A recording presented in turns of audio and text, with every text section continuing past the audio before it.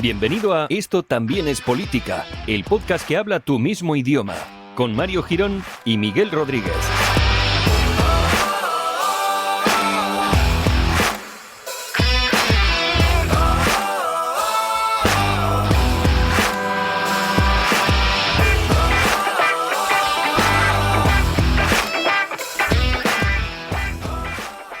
Hola Miguel, bienvenido al episodio número 179 de Esto también es política, en el cual voy a intentar forzar lo menos posible la voz, porque estoy pasando por una de esas etapas en las que la primavera, los catarros, las alergias, los pájaros, los perros, lo que es las gramíneas en general, me están atacando duramente, se están posicionando todas en contra de mi cuerpo y bueno, pues no estoy sabiendo responder de la manera más adecuada y por tanto estoy sufriendo lo que van siendo unos apechugues, ¿no? Apechugues gargánticos, podríamos decir.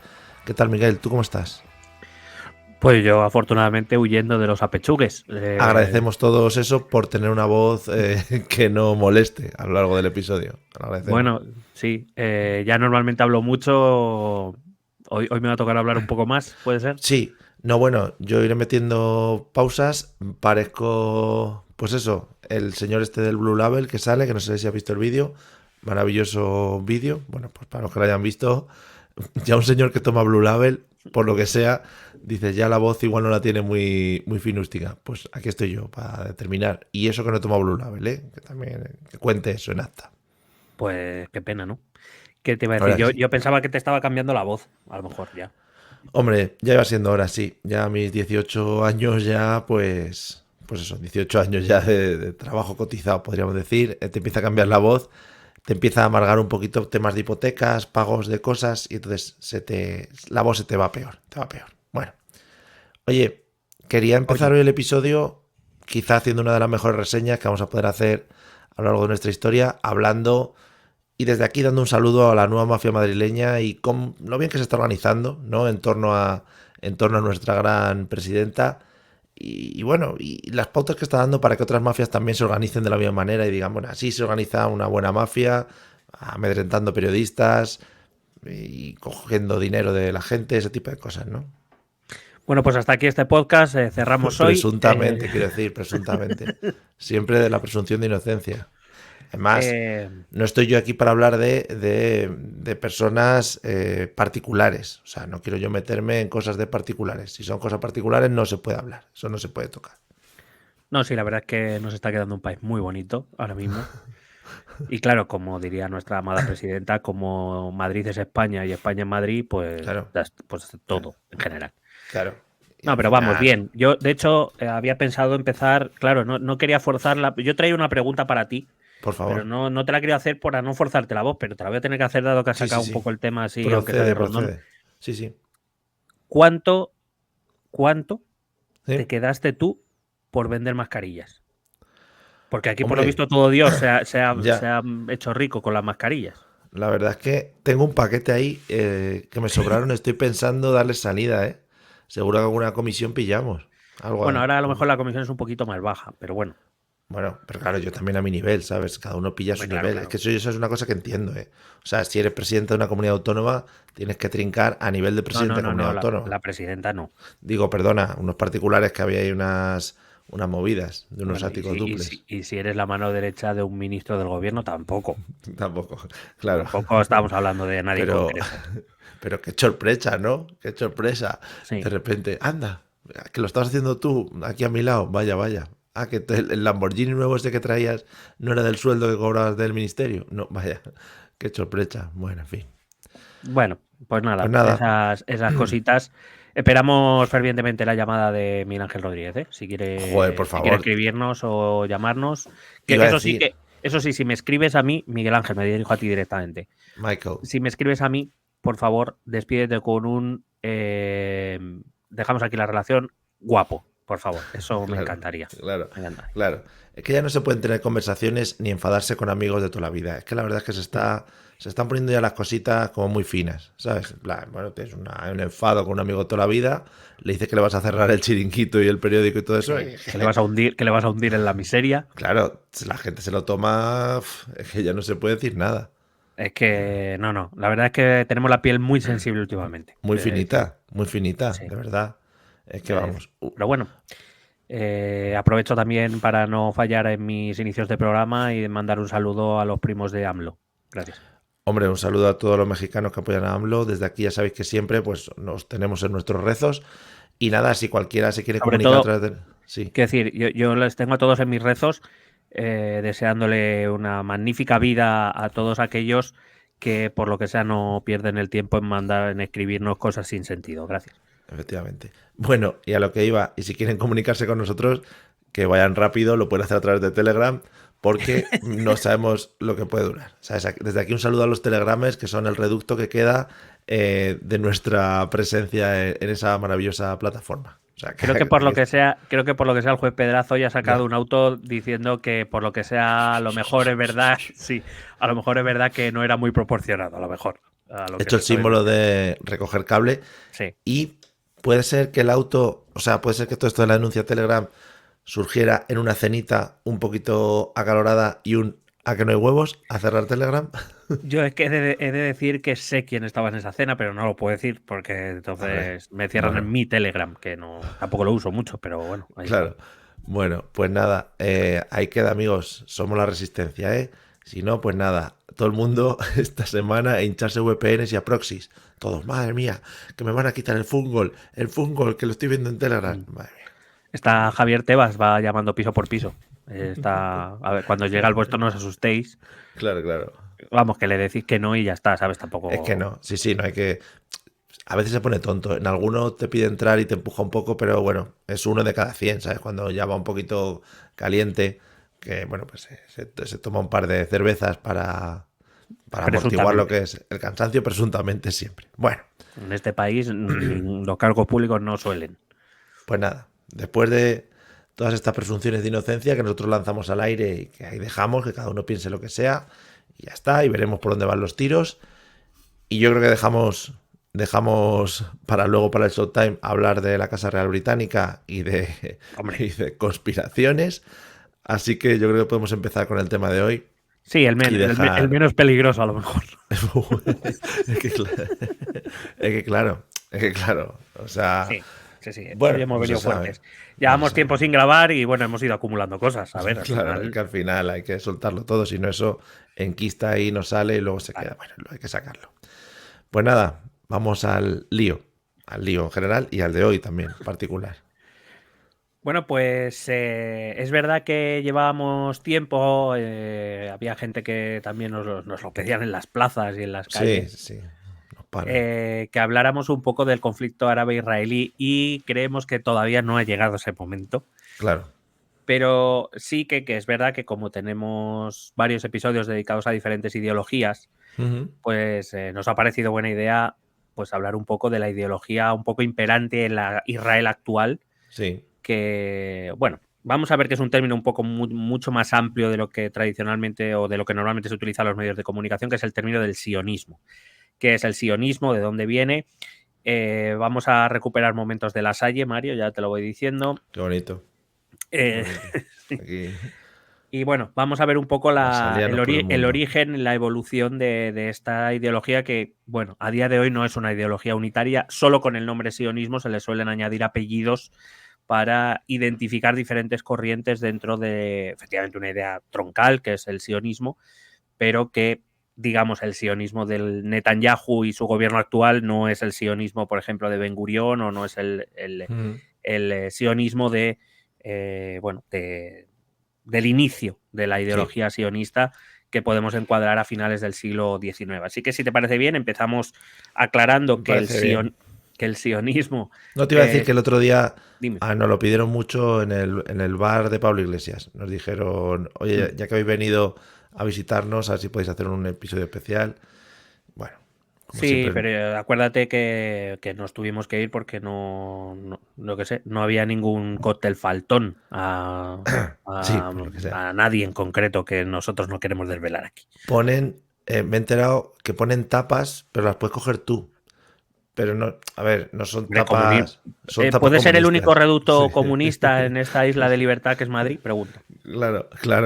Pero al final es que al final tienes que pagar. Claro, es que es una movida, ¿eh? Claro. ¿Cómo gestionan eso? Claro. No se puede pagar con trabajo, Como... No, creo que no. ¿No? Creo que no. Y no puedes echarte tú las cervezas diciendo, no, es que esto es Claro, un poco de quiero todos, decir, ¿no? Claro. como buen reducto comunista, sirviéndote tú las cosas, recogiendo y fregando lo que tú uses, deberías pagar suficiente. O sea, Claro. Pues no, la verdad es que no. La verdad es que no. Al no, final sí, no. la verdad es que somos comunistas hasta que, Sí, hasta sí, que nos tocan el bolsillete. hasta que hay que pagar la hipoteca, efectivamente. Bueno, pues nada, adelante con la definición. Bueno, decía que sionismo, el origen del nombre viene del monte Sión, que es una de las colinas, la más importante sobre la que se levanta la ciudad de Jerusalén, Ujú.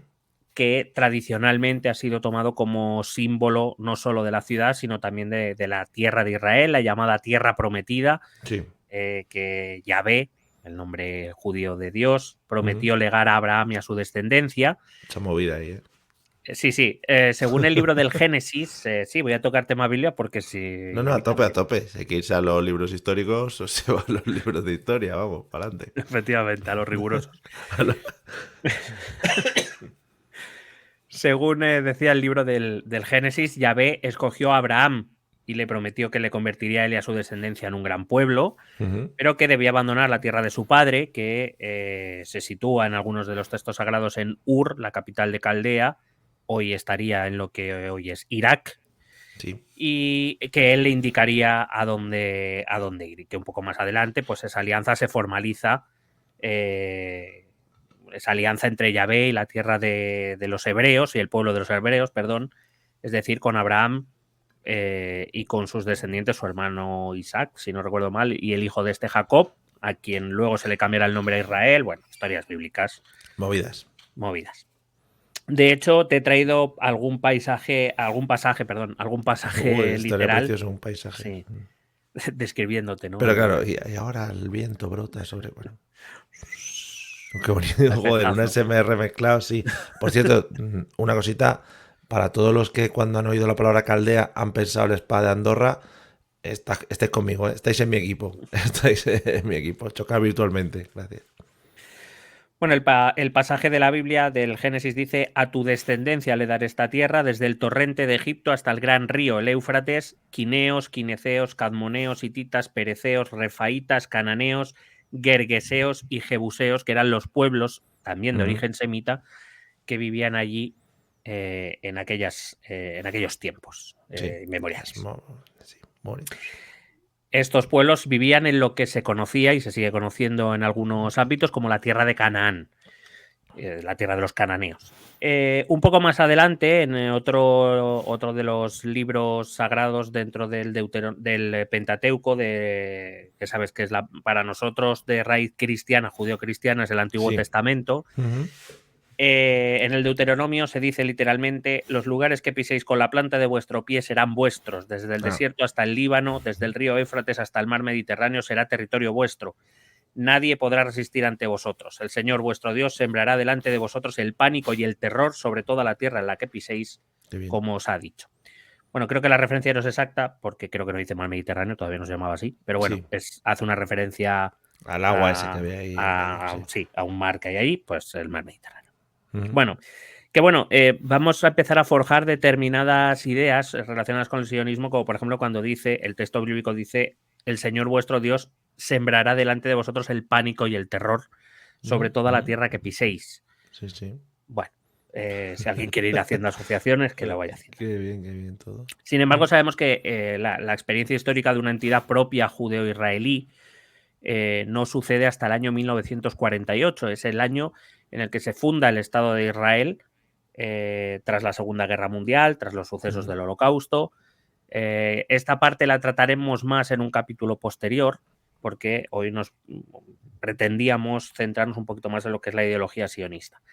Vale. Como digo, se funda el llamado Estado de Israel en 1948 en una región que se llama Palestina, motivo por el cual se inicia el llamado conflicto palestino-israelí o árabe-israelí, también conocido, del que iremos hablando poquito a poquito para no saturar tampoco. Vale, sí. Y para asegurarnos de que intento explicarlo de la mejor manera posible, lo mejor que sepa.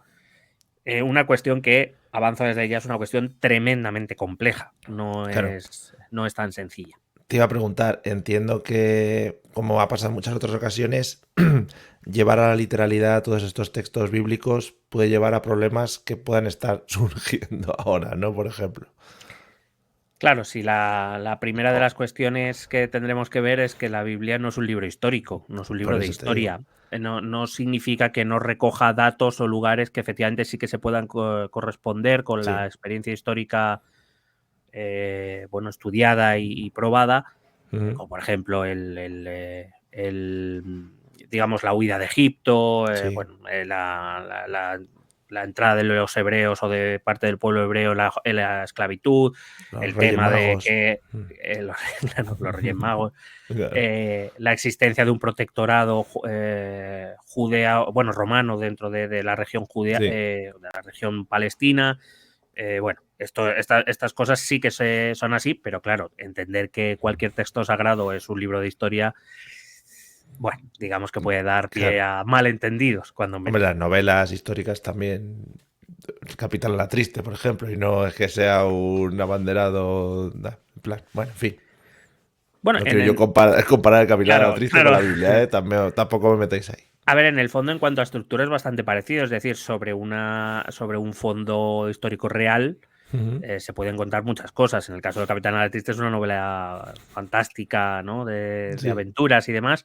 Y en el caso de la Biblia, bueno, es más bien el traslado de un mensaje ético, moral, religioso, que evidentemente entre sus armas más conocidas siempre está la metáfora, la Ujú. parábola, es decir, hablar de modo simbólico para Sí. expresar determinadas ideas, ideas objetivo que se pretenden iba a decir divagar, no, dispersar, o que se Sí. pretende con la que se pretende convencer a la gente, pero Ujú. evidentemente no son libros de historia ninguno de los dos. Efectivamente. Bueno, para empezar te diré que el sionismo es el movimiento nacionalista judío. Vale. Y como movimiento nacionalista es además el primer movimiento nacionalista organizado. Ujú. Y se considera generalmente a Theodor Herzl su fundador en el año 1897.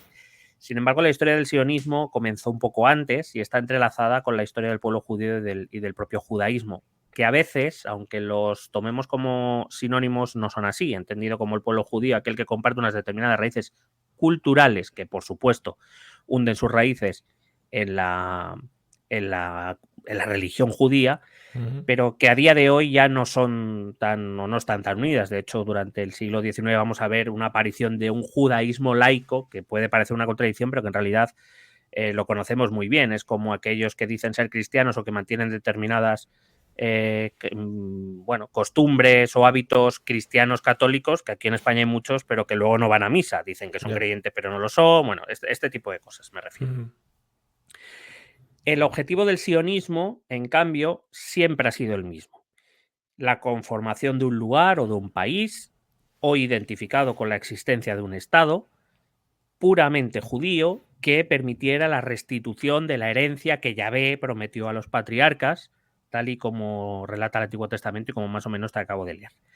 Es verdad que fue Herzl quien primero definió en términos precisos este Estado, si bien lo hizo con la visión de un Estado secular de mayoría judía, es decir, no un Estado confesional donde el judaísmo era religión oficial y donde, bueno, nos podíamos acercar incluso más a una teocracia que otra cosa.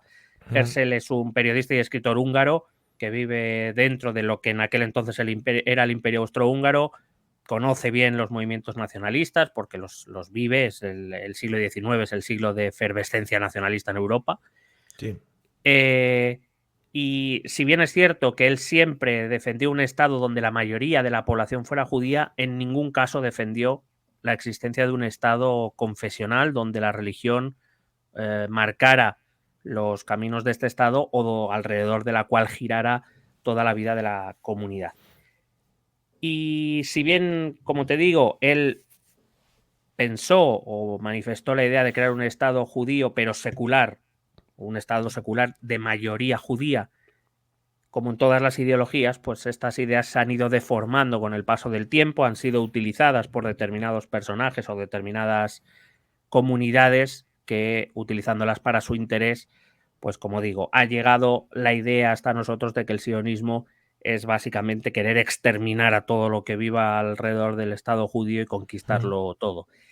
El cómo se ha llegado a esa idea un poco es lo que quería un poco visitar hoy, para que veamos cómo era el sionismo original, que tampoco que fuera, quiero decir, no es que fuera una idea de santos. Sí, de unión y amigable y...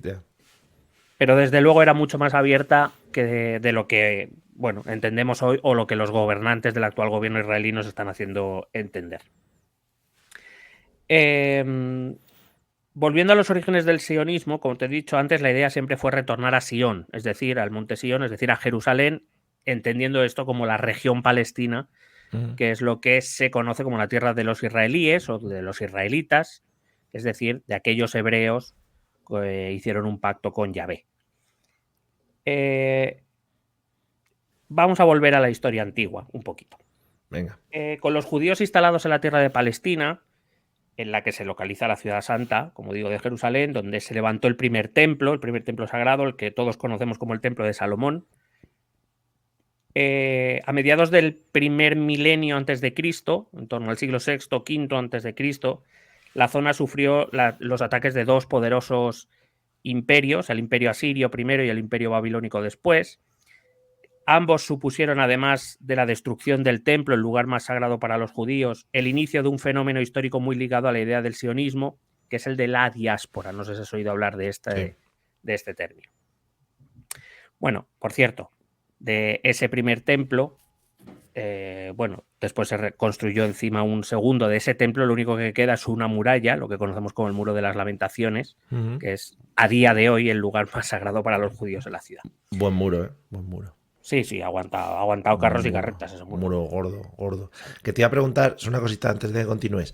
Entiendo que será uno de los puntos principales del tema del sionismo, hablar un poco lo que comentas, el tema de la dispersión de los judíos por todo el mundo, ¿no? Y supongo que será más difícil intentar defender un nacionalismo judío, pues no teniendo un punto exacto en el que se centralizan todos los judíos del planeta.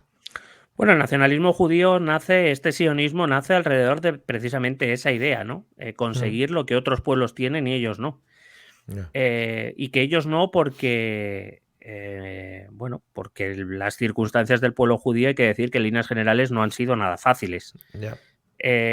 Como te digo, la diáspora, esa dispersión del pueblo judío, especialmente hacia Europa, pero no únicamente, y por tanto su alejamiento de esa tierra que era la que Yahvé les había prometido y de las que se les alejó por supuestamente sus pecados y a la que teóricamente deberían volver cuando Yahvé así lo destinase.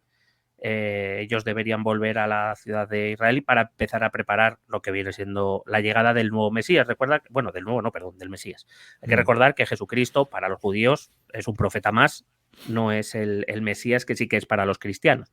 Sí. El judaísmo sigue esperando la venida de ese Mesías y supuestamente se decía que cuando Yahvé dispusiera la llegada de ese nuevo Mesías, llamaría de nuevo a los israelíes que han sido dispersados por el mundo para que volvieran a la tierra sagrada del pacto con Abraham para preparar su llegada.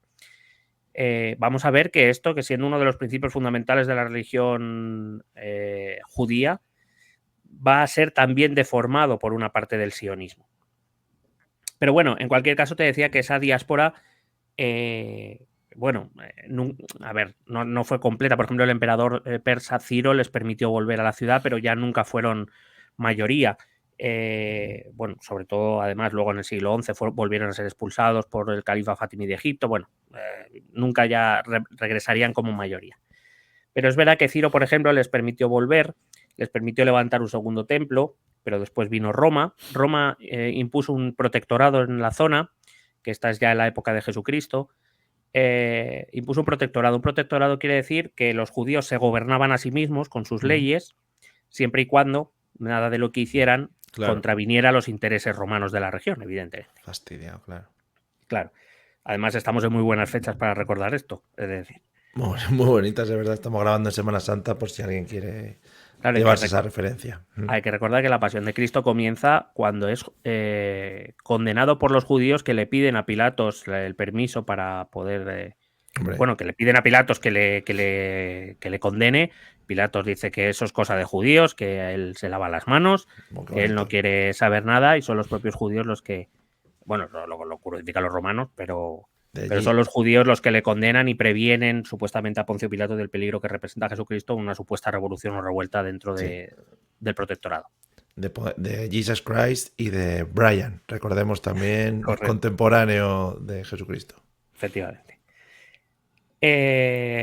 Hubo un levantamiento judío en el año 66 después de Cristo que fue aplastado y desde entonces se acabó el protectorado y los judíos, pues los si quedaban pocos ya, pues terminaron de irse porque aquella tierra se volvió bastante hostil a los judíos.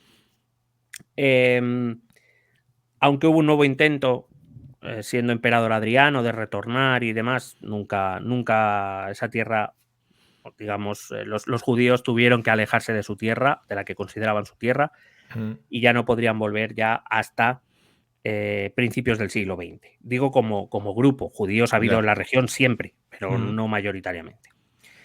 A partir de aquí se inicia una historia compleja que nos llevaría mucho tiempo a abordar en profundidad, pero que no podemos negar que ha sido difícil y trágica en muchos momentos. El arraigo que el pueblo judío ha tenido a sus costumbres, a su manera de vestir, a su manera de tratarse entre ellos, a su religión, como digo, a sus costumbres, bueno, ha hecho que casi siempre, es decir, que en muchos casos ha habido comunidades judías que nunca han abandonado estas costumbres, que por tanto significa que no han adoptado la de los lugares donde se asentaban y que por tanto en muchos momentos de la historia, por no decir casi siempre, hayan sido vistos como elementos extraños, ¿no? Elementos amenazadores para aquellos pobladores, cristianos o musulmanes, dependiendo de la región del mundo donde miráramos, que les miraban con desconfianza y que en muchos casos pues, les convirtieron en el blanco de sus iras cuando las cosas no iban bien y en los culpables útiles para esos líderes políticos de los diferentes gobiernos bajo los que vivían, que veían en esa salida,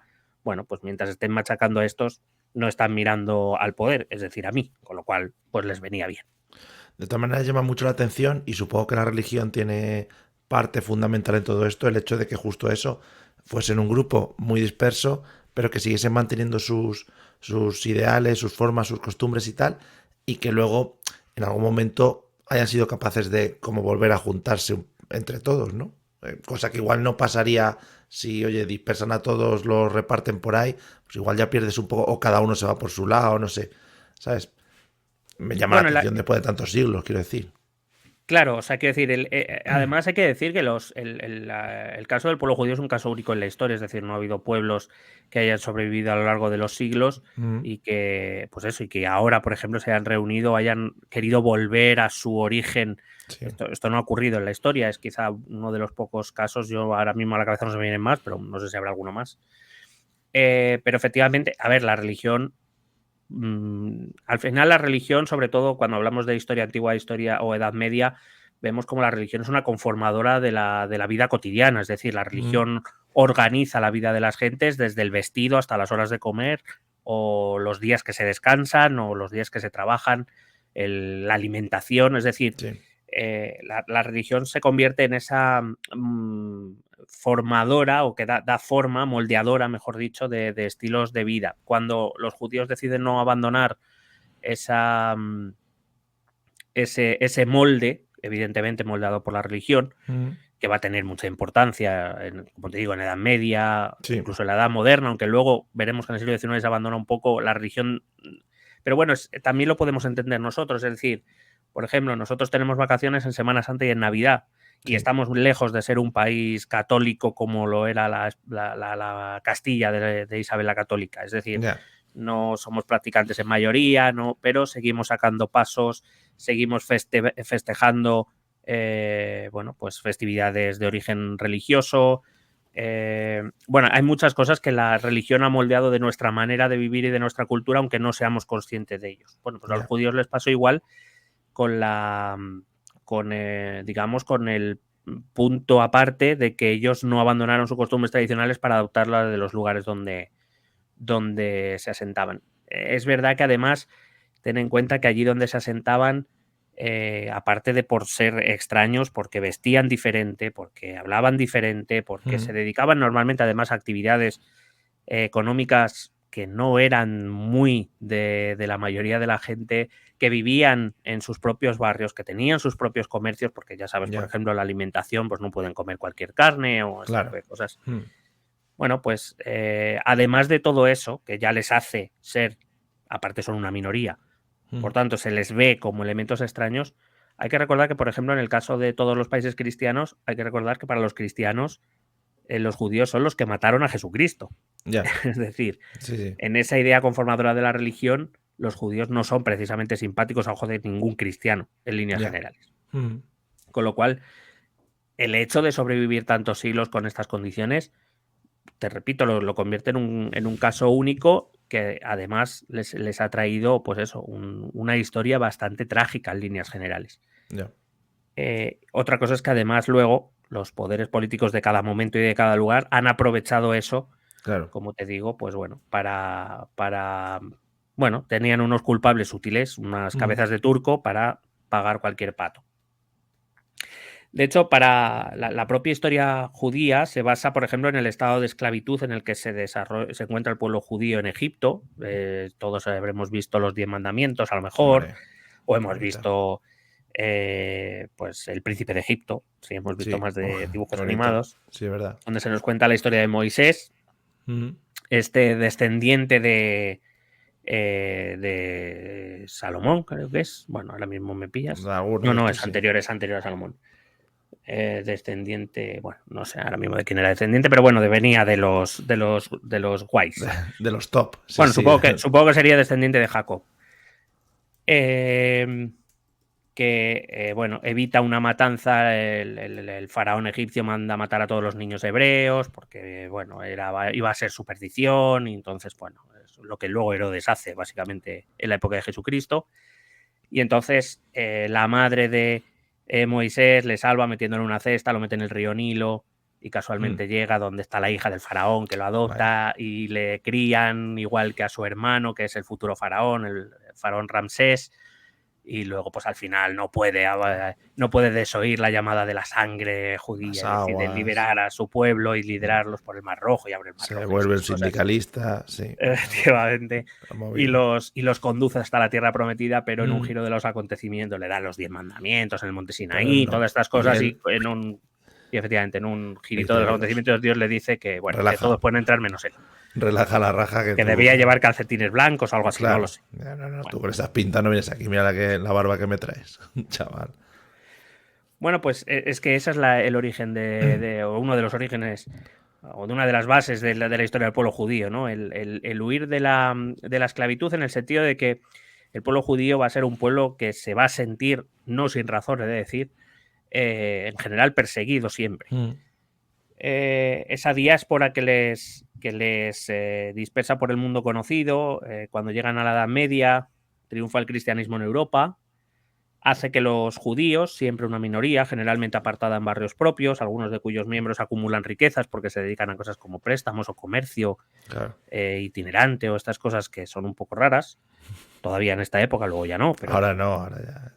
No, al Bitcoin, a movidas de estas. Que viven mejor que la media de los cristianos, de los lugares donde se asientan, pues que lleva que algunos se llegan a codear con los reyes y las reinas y con los nobles, que ocupan puestos importantes dentro de la administración.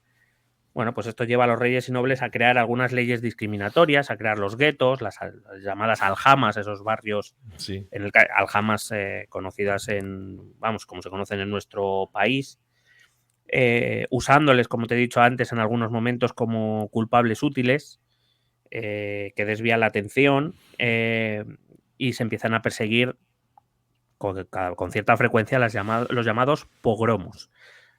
Los pogromos son masacres, básicamente, masacres de judíos, para simplificarlo mucho, masacres de judíos aceptadas, cuando menos, o promovidas, cuando más, por el propio poder, el que toque. Que eso le quita ya toda la gracia a lo que es la palabra. O sea, la palabra en sí, dices, es graciosa, podría sacarle algún jugo, pero claro, ya luego viendo el resultado de la definición, pues dices, igual he hecho un poco para atrás, recojo cable. Era habitual culpar a los judíos de, pues yo que sé, de una mala cosecha o de, yo que sé, si bajaba algún animal y se comía medio rebaño de alguien, pues habían sido los judíos. De hecho, aunque ahora es políticamente incorrecto, pero tú y yo hemos crecido con una expresión de eres un judío. Hombre. Eres un traidor, eres un... Claro, eres... Metiéndole algún adjetivo por medio también puede ser, ¿eh? Bueno, sí, eres un... Te diría Yados un fucking judío a lo Un mejor. fucking, yeah. Lo que quiero decir es que incluso en el lenguaje se nos ha trasladado un poco la situación que tenían estos judíos. Repito, hablo de España porque puede ser que quizá lo que más cerca tenemos y lo que más conocemos, pero que es ampliable a prácticamente cualquier país europeo. Y bueno, se les hacían juicios falsos, se les condenaban muy duramente, evidentemente. Condenas que iban desde la expulsión del municipio o del país a directamente las ejecuciones. Bueno, o a quemarles en la hoguera, o a estas penas infamantes, tipo ponerle las orejas de burro, este tipo de cosas muy bonitas. Con la llegada de la Edad Moderna, hablamos ya siglos XV, XVI, XVII, XVIII, claro, aquí la cosa cambia porque hay una idea que a nivel global, es una de las características propias que diferencian a la Edad Moderna de la Edad Media, se empiezan a gestar los llamados estados-nación, los estados modernos. Es decir, unos estados donde los reyes, que en la Edad Media han sido más o menos, han tenido una larga lucha con la nobleza por quedarse con todo el poder, empiezan a querer gobernar sobre grandes estados, sobre grandes países, sobre grandes territorios y grandes cantidades de gente, pero se dan cuenta de una cosa que para ellos es importante, y es que cuanto más homogéneo sea el pueblo sobre el que gobiernan, más fácil les es gobernarlos, menos posibilidades de revueltas, etc. Es cuando se empiezan los estados modernos, se basan sobre, pues eso, la homogeneidad racial principalmente y sobre todo la homogeneidad religiosa. En un estado no podía haber nadie que no fuera de la religión propia del rey o de la religión propia del estado que se estaba fundando. Y aquí los judíos pues se encuentran otra vez con los problemas. Es la época de las grandes expulsiones. Por ejemplo, en España se expulsa a los judíos en 1492, pero en Portugal se les expulsa poco después. En Francia ocurre lo mismo, etcétera, etcétera. Esa edad moderna se convierte en lo que es la esencia de lo que vamos a llamar identidades nacionales. Es decir, detrás de lo que digo, sobre todo cuando se empieza a desarrollar el nacionalismo en el siglo XIX, muchos van a echar la vista atrás a esta época. Porque ser castellano, ser francés, ser aragonés, ser lo que quieras ser, portugués, no era tanto una cuestión de lengua o de cultura, como ahora se entiende en general, porque hay que entender que, por ejemplo, las lenguas romances se están desarrollando todavía. Los testimonios más antiguos, que son las glosas emilianense y silense de castellano antiguo, me parece que son del siglo XI-XII. Es decir, estamos formando todavía la lengua, estamos formando todo eso que más tarde se llamará cultura española, pero hay una cosa que sí, que lleva muchos siglos y de la que nadie discute, que es que somos católicos. O somos protestantes, luego cuando aparezca el protestantismo en el centro y norte de Europa. Es decir, la religión se conforma como el elemento alrededor del cual se empiezan a gestar las identidades nacionales. Primero, como algo puramente práctico, gobernar sobre católicos, no quiero a nadie que sea de otra religión para que no puedan utilizarlo como excusa para hacer un levantamiento. Pero que a partir de ahí empezarán a acumular esas cosas que incluirán la lengua, la cultura, el folclore, las tradiciones, la historia, el territorio, etcétera, y que luego en el siglo XIX se convierte en eso que llamamos nacionalismo, que conocemos hoy como nacionalismo. Pero mientras en Europa occidental y central son muchos los judíos que... Bueno, perdón, que me he saltado una cosita. En el siglo XVIII aparece la Ilustración. Hombre, parece que estoy dando mucha vuelta, pero de verdad que voy a llegar. Te has saltado la Ilustración, imagínate. Sí, perdón. Claro. Sí. El siglo XVIII aparece la Ilustración y es el siglo en el que aparece un nuevo concepto de forma de Estado, que es el liberalismo. Un concepto en el cual, antes, aparecen nuevos conceptos como por ejemplo los conceptos de contrato social. Creo que hemos hablado de esto en algunos episodios.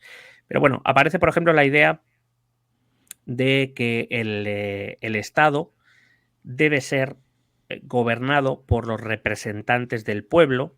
Esto es algo que aparece en la Inglaterra de finales del XVII, principios del XVIII, que después se desarrolla cosas como la separación de poderes de Montesquieu. Bueno, no me quiero meter mucho en jaleo, pero bueno, la idea de que en un momento dado un Estado tiene que ser no lo que decida el gobernante, sino lo que decidan los ciudadanos. Aparece por primera vez el concepto ciudadano, que quiere decir simplemente que dentro de un Estado todos los individuos que la forman son iguales ante la ley. Esto no había aparecido antes porque esto no aparece hasta las teorías del contrato social. Sí. Decía que en un Estado todos los ciudadanos son libres e iguales, nacen libres e iguales. Y esto, por tanto, implica, entre otras muchas cosas, que da igual qué religión profeses, en qué creas, en qué condición social hayas nacido o en qué lugar hayas nacido. Si tú participas de un Estado, de una comunidad, lo haces en igualdad de condiciones al resto. Y esto va a cambiar la vida de muchos judíos, como te digo, especialmente en Europa central y occidental. ¿Por qué? Claro. Porque por primera vez los judíos son vistos o declarados como iguales al resto, porque ya su religión no tiene importancia, sus costumbres ya no tienen importancia. Ciudadano es el que forma parte de la comunidad, forma parte de la toma de decisiones y contribuye al desarrollo del Estado en la medida en que pueda. Ya no tiene nada que ver ser judío o dejar de ser judío. Pero esto no ocurre, por ejemplo, en Europa Oriental, donde estas ideas llegan bastante más tarde. Y es, digamos, empieza a forjar, luego llega la Revolución Francesa, que intenta poner en práctica y exportar a toda Europa, especialmente Napoleón, estas ideas. Sí. Consigue una cierta parte, pero al final es derrotado porque aparecen los otros nacionalismos, los que dicen que me parece muy bien, pero que yo no quiero que me gobierne un extranjero, y más si habla francés, por lo visto. Entonces, claro, porque al final, claro, lo que tú dices, si yo voy con esas prácticas y soy, pues eso, Napoleón y tal, al final, como no tengo que seguir ninguna dinámica de agrupar a la gente por cultura, por religión, por lengua, porque simplemente tienen que formar parte de mi estado, yo decido cuál es mi estado, ¿no? Y si quiero ampliar mi estado, lo amplío hasta el infinito y ya está. Perdón, no te he entendido.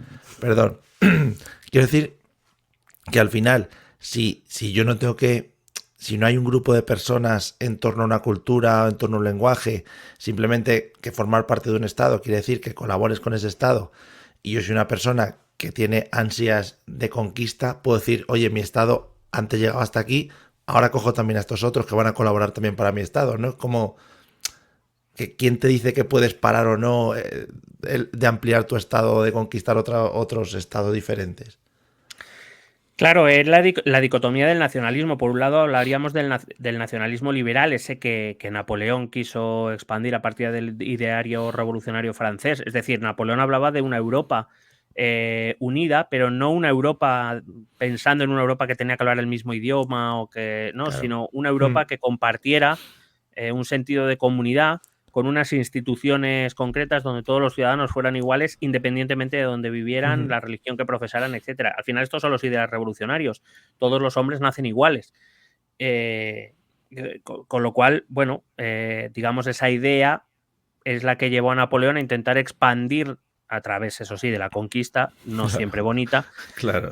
del resto del territorio europeo. Pero claro, a ese nacionalismo liberal, es decir, el nacionalismo liberal entendido como alguien que es contado como uno más, que tiene que colaborar en el desarrollo de ese Estado y de la protección de esas instituciones y de ese sistema político, independientemente de sus raíces, se le va a anteponer ese nacionalismo cultural, primero forjado a partir de la identidad negativa, es decir, de, bueno, yo sé que no, un checo diría, yo sé que no soy francés, yo no tengo muy claro que soy yo. Ya. Generalmente la identidad es muy difícil generarla de manera positiva, es decir, para poder llegar a una identidad de conciencia, o sea, concienzuda, no, bueno, a través, o sea, generar una conciencia de identidad es muy difícil hacerlo de manera directa. Normalmente los procesos que seguimos a lo largo de nuestra vida, hasta que llegamos a ese punto, es la identidad negativa, es decir, no tengo muy claro qué soy, es difícil definirme como soy, lo Pero que no sí soy tengo claro es lo que no soy. Claro. Y el nacionalismo cultural nace como que gente que no hablaba francés, tenía costumbres diferentes a los que los franceses traían, instituciones diferentes, formas de entender la vida diferentes, historia diferente, de repente ven que viene un francés a intentar decirles cómo tienen que vivir. Y entonces esas comunidades dicen que no, que eso no va a ocurrir, y ahí es donde nace el nacionalismo cultural. El checo, el polaco o el español, hay que recordar que Napoleón... sería muy difícil imaginar un nacionalismo español que no arrancara con la invasión francesa. Esa conciencia de España no nace ni siquiera con Felipe V, que es cuando podemos considerar que existe un Estado unificado en España. Esa conciencia de español se contrapone a lo que es el francés. De hecho, seguimos peleando cada año en Roland Garros. Efectivamente. Contra los franceses en general. Efectivamente. Lo que quiero decir es que esos dos nacionalismos que surgen de las ideas ilustradas van a crear también una dicotomía dentro del pueblo judío. Y regreso al pueblo judío. Claro, ¿En qué entiendo, sentido? perdona, lo último, perdona. Entiendo que si tú vives tranquilo en una comodidad, tienes todas tus necesidades cubiertas, en principio te da igual ser checo, polaco o ser austriaco, lo que sea. Pero claro, si vienen otros a quitarte esas comodidades y eso que tienes en tu comodidad, pues ahí es cuando sale y dice, pues venga, todos los que estamos aquí vamos a ser checos para echar a estos franceses que vienen a tirarnos las fresas, sobre todo, porque eso lo han hecho mucho. Bueno, desde un punto de vista, la historiografía marxista sea, digamos, aquella que pone el filtro marxista a lo que es la historia, ese materialismo histórico donde dice que efectivamente al final la historia es una lucha entre élites y pobres, por decirlo de algún modo. Sí. Claro, respaldaría completamente tu visión. En líneas generales yo puedo estar de acuerdo, es decir, lo que pasa es que yo eso lo circunscribiría sobre todo a una lucha de élites. Generalmente el pueblo no suele luchar no tiene grandes cosas tampoco. Sí, no tiene ganas, sí. Pero sí suele luchar por esas cosas que, bueno, le parecen propias o le son propias. Primero la propia tierra, uno lucha por su tierra porque la considera suya y no del que viene de fuera. Sí. No quiero decir, esto lo podemos rastrear hasta el siglo XXI, no hace falta irse tan atrás. Lucha por cosas como, bueno, primeramente por su familia, por su, pues eso, como digo, su pedacito de tierra, su pedacito de mundo, pero que utiliza o bueno, que tiene a su disposición elementos, vamos a decir, como pegamentos con otras gentes de alrededor, con la que quizá no comparte su pedazo de tierra, ni comparte riquezas, ni comparte nada, pero que le sirve para ser consciente de que no está solo y que luchando contra ese extranjero que viene a decirle algo, hay otros tantos que están igual que él en su situación.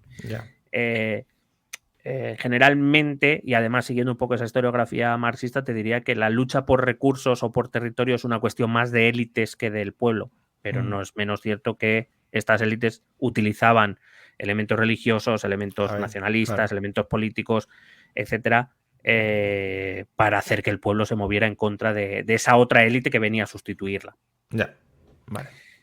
Te decía que entonces al pueblo judío en el siglo XIX, cuando se van desarrollando estos dos nacionalismos, especialmente el nacionalismo cultural, que es el nacionalismo, lo que hoy llamamos nacionalismo, es decir, un pueblo que comparte una lengua, una cultura, un folclore, unas tradiciones, una historia, etcétera. Al pueblo judío se le presentan estas dos alternativas. Por un lado, los judíos del centro y oeste de Europa dejan de ser, en principio, les parece más atractiva la opción de, mira, yo ahora soy un italiano de raíz judía, soy un francés de raíz judía o soy un alemán de raíz judía. Esta evolución me ha permitido integrarme como nunca ningún ancestro mío se había integrado en una sociedad. Ahora soy igual que el resto. No es verdad que para mostrar esa aceptación empiezan a vestir también, pues, quiero decir, sus elementos externos también se empiezan a nacionalizar, entre comillas, pero ellos viven una situación mejor en la que en muchos casos, como te digo, se produce esa laicización. Ya la religión no es tan importante. Si quiero ser judío puedo serlo libremente, porque estoy en una sociedad ahora abierta, pero bueno, digamos que ya no es lo que me preocupa, ya no empiezan a dejar de estar tan arraigados a sus raíces porque hay otras, tienen esa dicotomía. Pero por otro lado tenemos a los judíos de la Europa Oriental que siguen siendo una minoría étnica al que no, a esa porción de la población a la que no le ha llegado eso de ser igual que los demás, ni tener una nación en la que integrarse. Hay que decir que la parte oriental además estaba dominada por los grandes imperios, el austrohúngaro y el ruso principalmente, y no ven en un futuro cercano que eso vaya a llegar. Entonces ellos empiezan a optar por el nacionalismo cultural.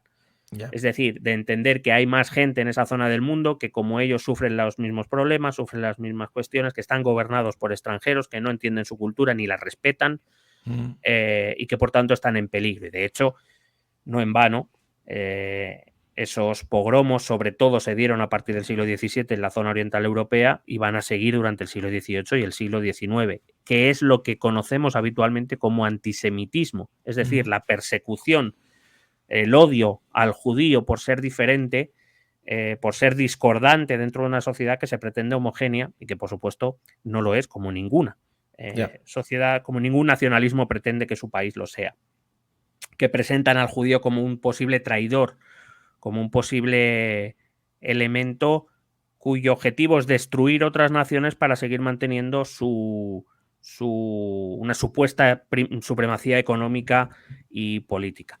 Por ejemplo, cuando en el día de hoy se habla de Soros, de origen judío, el apellido al menos, sí. se sigue hablando de esto. Es decir, esa trama judía, aquí Franco hablaba de la conspiración judeo-masónica, sí. Y es que además eso, a finales del siglo XIX también, incluso en la Europa occidental, por el cual el nacionalismo cultural empieza a ganar terreno sobre ese nacionalismo liberal del que hablaba antes, empiezan a aparecer ideologías que empiezan a poner en peligro a los judíos. Esas ideologías que desembocarán, por ejemplo, en el nacionalsocialismo alemán. Bonito. Claro. Entonces, es por eso que a finales del siglo XIX aparece esto que llamamos sionismo. Perdón por el viaje, pero creo que era importante para llegar maravilloso. A esto. Estupendo. El sionismo hay que entenderlo no como un movimiento religioso, que no lo es, sino como un movimiento político nacionalista, que se forja en el siglo del nacionalismo, en el que se forjan los nacionalismos europeos. Decía Anita Sapira, una historiadora israelí, que el sionismo jamás hubiera aparecido en otro sitio que no hubiera sido Europa. Por eso mismo, porque el nacionalismo se forja en Europa, se crea en Europa y se difunde desde Europa. Y como todo nacionalismo, el sionismo debe hundir sus raíces en un pasado semilegendario, que por supuesto fue mejor, con su buen espíritu romántico europeo. España supuestamente hunde sus raíces nacionales en los reyes católicos, la Reconquista y en los reyes católicos, como si España ya existiera desde entonces. La Italia de la reunificación, que se reunifica en el siglo XIX y a la que luego, por cierto, se agarrará también Mussolini, movimiento nacionalista, evidentemente, hunde sus raíces en el Imperio Romano, cuando el Imperio Romano dominaba todo el Mediterráneo. El movimiento alemán en el Imperio de Carlomagno, sucesor del Imperio Romano. Francia, que no va a decir de Carlomagno, es decir... Claro, unos imperiacos, es que otra cosa no, pero ahí había mandanga buena, claro. Claro, pero se produce esa identificación errónea a todas luces, desde el punto de vista histórico y social, de que, por ejemplo, los reinos cristianos de la Reconquista ya eran españoles y se sentían españoles, cosa que no ocurría. Bueno, es como cuando gana Rafa Nadal un trofeo, todos somos Rafa Nadal. Pues ya está. Hay que cogerlo por ahí. A lo que me refiero es que, evidentemente, todo nacionalismo necesita ese pasado mítico, ese origen mítico, donde se funda una supuesta nación que comparte determinados lazos lingüísticos, culturales, históricos, que ha conseguido, no sabemos muy bien cómo, resistir a los malos gobernantes que la han hundido en la miseria, que en un momento dado tuvieron un momento de gloria, que tuvieron gobernantes que la hundieron en la miseria y que en el siglo XIX y principios del XX quieren ser recogidos para devolver a esas naciones o a esas supuestas naciones, esas comunidades imaginarias, como las llama Peterson, las quieren devolver a lo más alto, ¿no? A su futuro grandioso que les está esperando si la nación toma conciencia de sí misma. Como pasa ahora con el PP y Vox. Y sí, cuando se ponen el casco de los terceros. Y el sionismo hay que identificarlo con eso, con el nacionalismo israelí. ¿Qué ocurre? El nacionalismo judío. ¿Qué ocurre? Que el nacionalismo, partiendo de la base de que es una ideología, no sé si hablamos de nacionalismos, yo creo que sí, pero bueno. Sí. Es una ideología que se basa, es una ideología excluyente per se, explica que la unidad nacional es cumple unas determinadas características y todo aquello que no cumple esas características no puede formar parte de la nación. Luego puede ser un nacionalismo más, vamos a llamarlo suave, o puede ser un nacionalismo más agresivo. Claro. Entonces, lo que conocemos como sionismo hoy es lo que es en realidad el sionismo revisionista. Voy al sionismo original. El sionismo original se crea principalmente por los 4 motivos que más o menos resumo de todo lo que hemos hablado. Primero, por la persecución histórica que ha sufrido el pueblo judío, especialmente en Europa, porque hay que decir que bajo el Islam los judíos tuvieron épocas muy malas, pero también tuvieron épocas buenas, épocas de mayor tolerancia.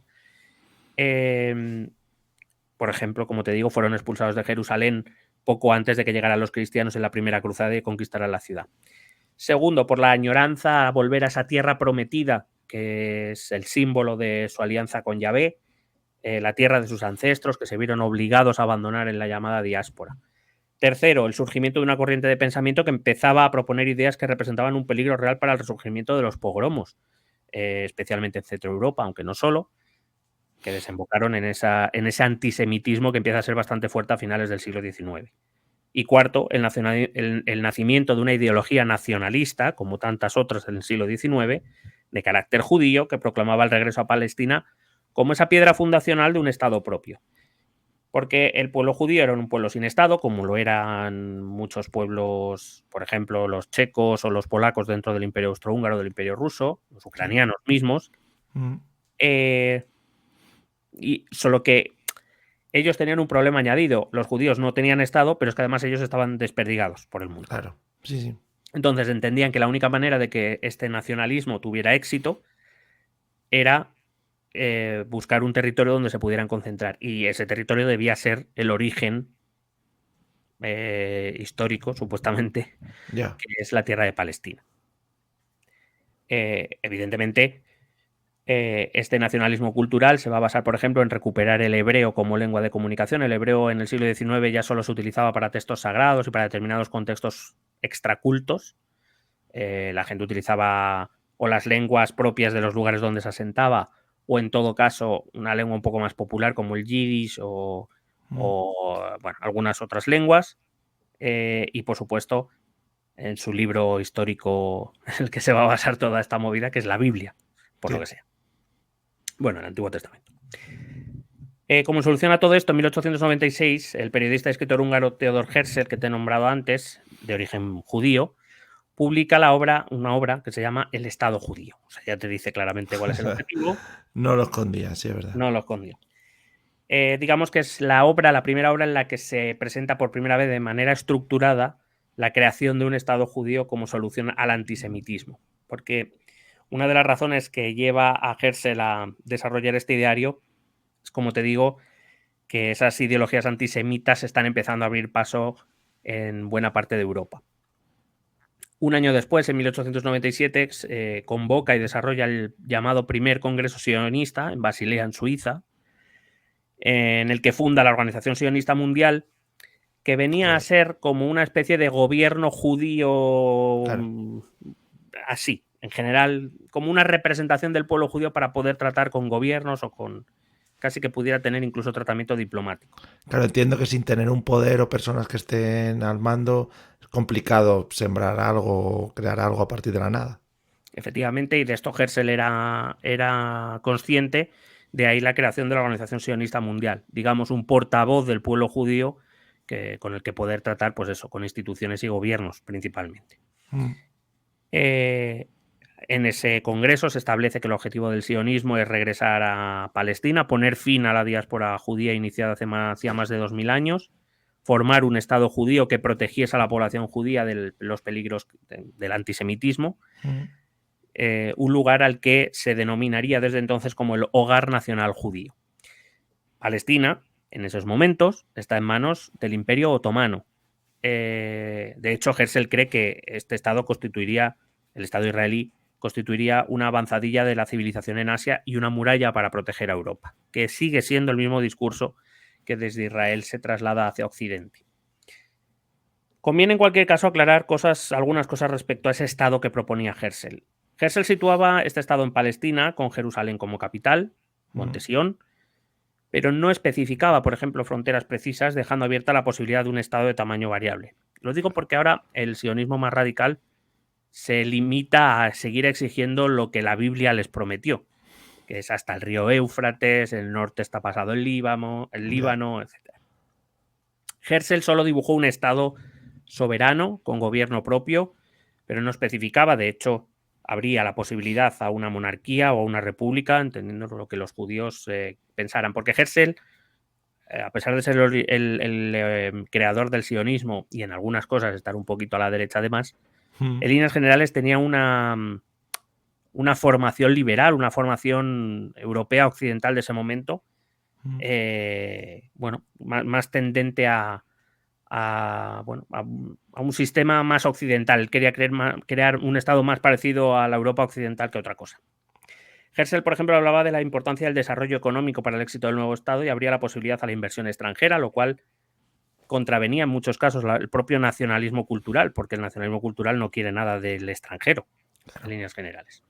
Herzl habló de una sociedad tolerante y abierta que garantizase la igualdad de derechos para todos sus ciudadanos, independientemente de su religión o etnia. Tomaba esa idea del nacionalismo liberal de la Europa occidental, como te he dicho. Vemos que quizá el sionismo actual, o lo que hoy llamamos sionismo, quizás aleja un poquito de esta idea. Sí. Herzl mencionó también la importancia de la educación y de la cultura para crear un estado desarrollado en el que personas diferentes, pudieran convivir. Sí que enfatizó, por ejemplo, la importancia de la seguridad. Pues una de las razones para crear el Estado judío era precisamente proteger a los propios judíos de las amenazas que con la creación de un Estado propio serían exteriores, Claro. de ahí la importancia del ejército para el sionismo. Pero, perdona, y en un planteamiento de este estilo, ¿cómo planteas hablar con los que están allí en la zona? O sea, tú te plantas allí de, hola, buenas tardes, mire, que es que tenemos este libro que dice esto y tal, ¿no? Un poco raro. Bueno, raro o no, Herzl y la Organización Sionista Mundial entienden que eso no es posible sin el apoyo de las grandes potencias. Claro. Pero que en cualquier caso, ahora vamos a eso, porque lo que primero se negocia con la potencia que primero va a escuchar el mensaje de la Organización Sionista Mundial, que es Gran Bretaña, es, entre otras cosas, que nada se hará sin, no se va a decir sin el acuerdo, pero bueno, que se intentará negociar esa idea de la creación de un Estado de Israel con los intereses de los que ya están viviendo allí, que no pueden salir perjudicados solo, y entiéndaseme la expresión, Sí. porque a los judíos les salga de los cojones. Sí, claro. Pues sí, lo están cumpliendo, sí. Bueno, Herzl inició contactos diplomáticos para llevar a cabo su visión, que hay que decir que al principio fue minoritaria dentro del judaísmo, especialmente porque la Europa occidental, como te digo, estaban todavía en ese proceso de prefiero ser un alemán de origen judío, un francés de origen judío que otra cosa. Luego, por lo que sea, las cosas cambiaron. Sí. Y además, en esos años finales, en esa última década del siglo XIX, va a estallar un caso de importancia internacional, de repercusión internacional, que no sé si te sonará, pero bueno, que fue el llamado caso Dreyfus. En 1894, el capitán Alfred Dreyfus, oficial judío del ejército francés, fue acusado de espiar para Alemania. En esta época hay que entender que Alemania, que se acababa de convertir en una nación 20 años antes, había masacrado a los franceses de Napoleón III en la guerra franco-prusiana, que de hecho tuvieron los huevos de convertirse en un imperio en el Salón de los Espejos de Versalles, como muy simbólico todo. Sí. Que les arrebataron las regiones de Alsacia y Lorena, las dos regiones fronterizas que hoy están en manos de Francia, porque la última gran guerra entre ellos, la Segunda Guerra Mundial, acabó con victoria francesa. Pero bueno, que siempre ha sido objeto de disputas entre Francia y Alemania. En esos momentos Francia, además, había quedado 20 años aislada del circuito internacional por las maniobras de Bismarck, que se había retirado en 1890 por desavenencias con el nuevo emperador, Guillermo II, y que, bueno, poco antes ha firmado un acuerdo con Rusia, y Francia está volviendo un poquito a recuperarse después de aquella derrota, y en Francia se empieza a desplegar dentro de Francia una propaganda antialemana bastante importante. Entonces, acusar a un capitán del ejército francés de espiar para el gran enemigo que es Alemania, no el gran enemigo, sino al país al que se odia con toda profundidad, al que además están levantando los ánimos, tanto es así que acabaremos en la Primera Guerra Mundial. Igual, por cierto, igual que en Alemania se estaba desatando un sentimiento antifrancés y se estaba fomentando bastante importante. Digo que el hecho de que un capitán del ejército de origen judío estuviera pasando información a Alemania, pues bueno, básicamente todo el mundo pedía la cabeza, poco menos, ¿no? Ya. El problema es que fue condenado a cadena perpetua en una isla prisión en la Guayana Francesa. Sin embargo, con el paso del tiempo, se empezó a ver que las pruebas que se habían presentado contra Dreyfus no eran muy sólidas, que Ya. la evidencia que las acompañaban no era muy sólida, Ujú. y pronto empezó a correr la sospecha de que a Dreyfus lo habían condenado por ser judío y no por haber hecho nada malo, Qué por lo fuerte. que sea. De hecho, 1898 es el año de publicación de un artículo de Émile Zola, uno de los grandes literatos franceses del siglo XIX-XX, que, titulado el J'accuse, yo acuso, que venía a decir que el gobierno francés era antisemita y que estaba traicionando todos los valores de la República Francesa. En aquellos momentos ya estábamos en la Tercera República Francesa. Este caso se convirtió en un asunto de debate nacional e internacional. Dividió profundamente a la sociedad francesa. El antisemitismo, no solo en Francia, sino en toda Europa, empezó a emerger, pues defendiendo que los judíos eran traidores, que a los judíos Ya. había, bueno, esto que ya conocemos, sacando a relucir esa parte más antisemita, como digo, no solo de Francia, sino de muchos otros lugares.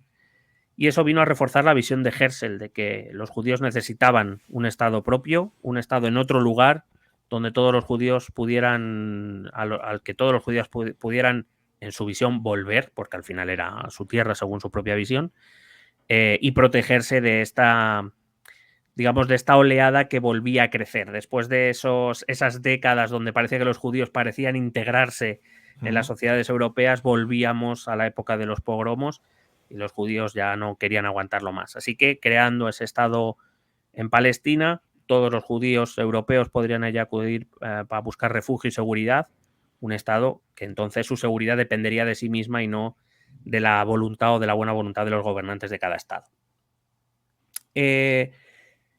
Además, el caso Dreyfus va a empezar a abrir puertas. Va a haber dos cosas que va a abrir puertas a estas ideas sionistas. La primera es esta, el aumento del antisemitismo, y la segunda va a ser, como no, la Primera Guerra Mundial. ¿Por qué? La Primera Guerra Mundial enfrenta a los países de la Triple Entente, que son Rusia, Francia y Gran Bretaña, a las que luego se unirán Italia y más tarde Estados Unidos, contra los imperios centrales, es decir, Alemania, Austria-Hungría y el Imperio Otomano, bajo cuyo gobierno estaba la zona de Palestina. Los judíos, esta organización sionista mundial, evidentemente apoya las pretensiones británicas, entre otras cosas porque los británicos, a cambio de su apoyo, les dicen que, bueno, que pueden empezar a hablar de la creación de un Estado propio en Palestina, porque si ganan la guerra podrán administrar los lugares que antes controlaba el Imperio Alemán, el Imperio Austrohúngaro, claro, y el Imperio Otomano. De hecho, en 1917, el gobierno británico, uno de sus ministros, el ministro Balfour, publica una declaración, bueno, le manda un mensaje al representante de la Organización Mundial Sionista en Gran Bretaña, que se publica en los periódicos, apoyando específicamente, de manera abierta, la creación de un hogar nacional para el pueblo judío en Palestina, siendo el primer apoyo público que recibe esta organización 20 años después de la fundación. Sin embargo, esta declaración contenía una segunda parte, como te he dicho antes, en la que el gobierno, en cuyo nombre hablaba o escribía este ministro Balfour, se comprometía a facilitar tal cosa siempre y cuando no se hiciera en contra de los derechos civiles y religiosos de las comunidades no judías asentadas en Palestina. Esto es, a los musulmanes que estaban allí asentados mayoritariamente. Pero entiendo que Gran Bretaña también puede ir buscando una especie de posicionamiento geopolítico, una especie de provincia británica al colocar ahí a los judíos, ¿no? Claro, además hay que entender también que desde finales del siglo XIX ha habido una inmigración masiva muy importante de judíos y continúa hacia Estados Unidos. Sí. y buena parte del capital judío está en Estados Unidos, y Gran Bretaña quería la participación estadounidense en la guerra, y los judíos podían ser un agente eficaz también en esto. Es decir, era un juego de intereses, y evidentemente Gran Bretaña también entiende que la creación de un Estado palestino bajo su patrocinio, o bajo su, vamos a llamarla, no sé, no digo protección, pero bueno, bajo su influencia, claro, le podía traer, por cierto, hay que recordar que estamos en Oriente Medio, donde hay recursos importantes ya para determinados países.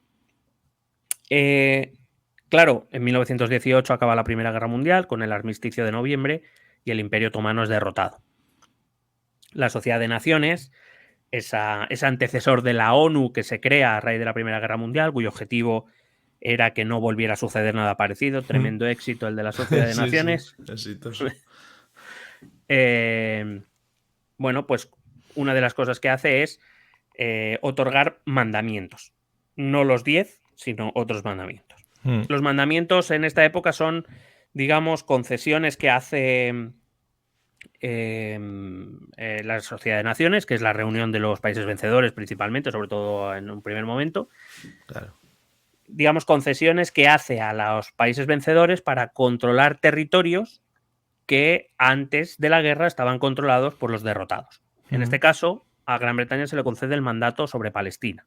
Es decir, que Gran Bretaña se haga cargo de la región de Palestina, que antes estaba bajo control otomano. Palestina es entregada a Reino Unido con el objetivo de administrar sus recursos, de explorar la posibilidad de establecer ese Estado judío, porque más gobiernos empiezan a sumarse a la declaración de Balfour.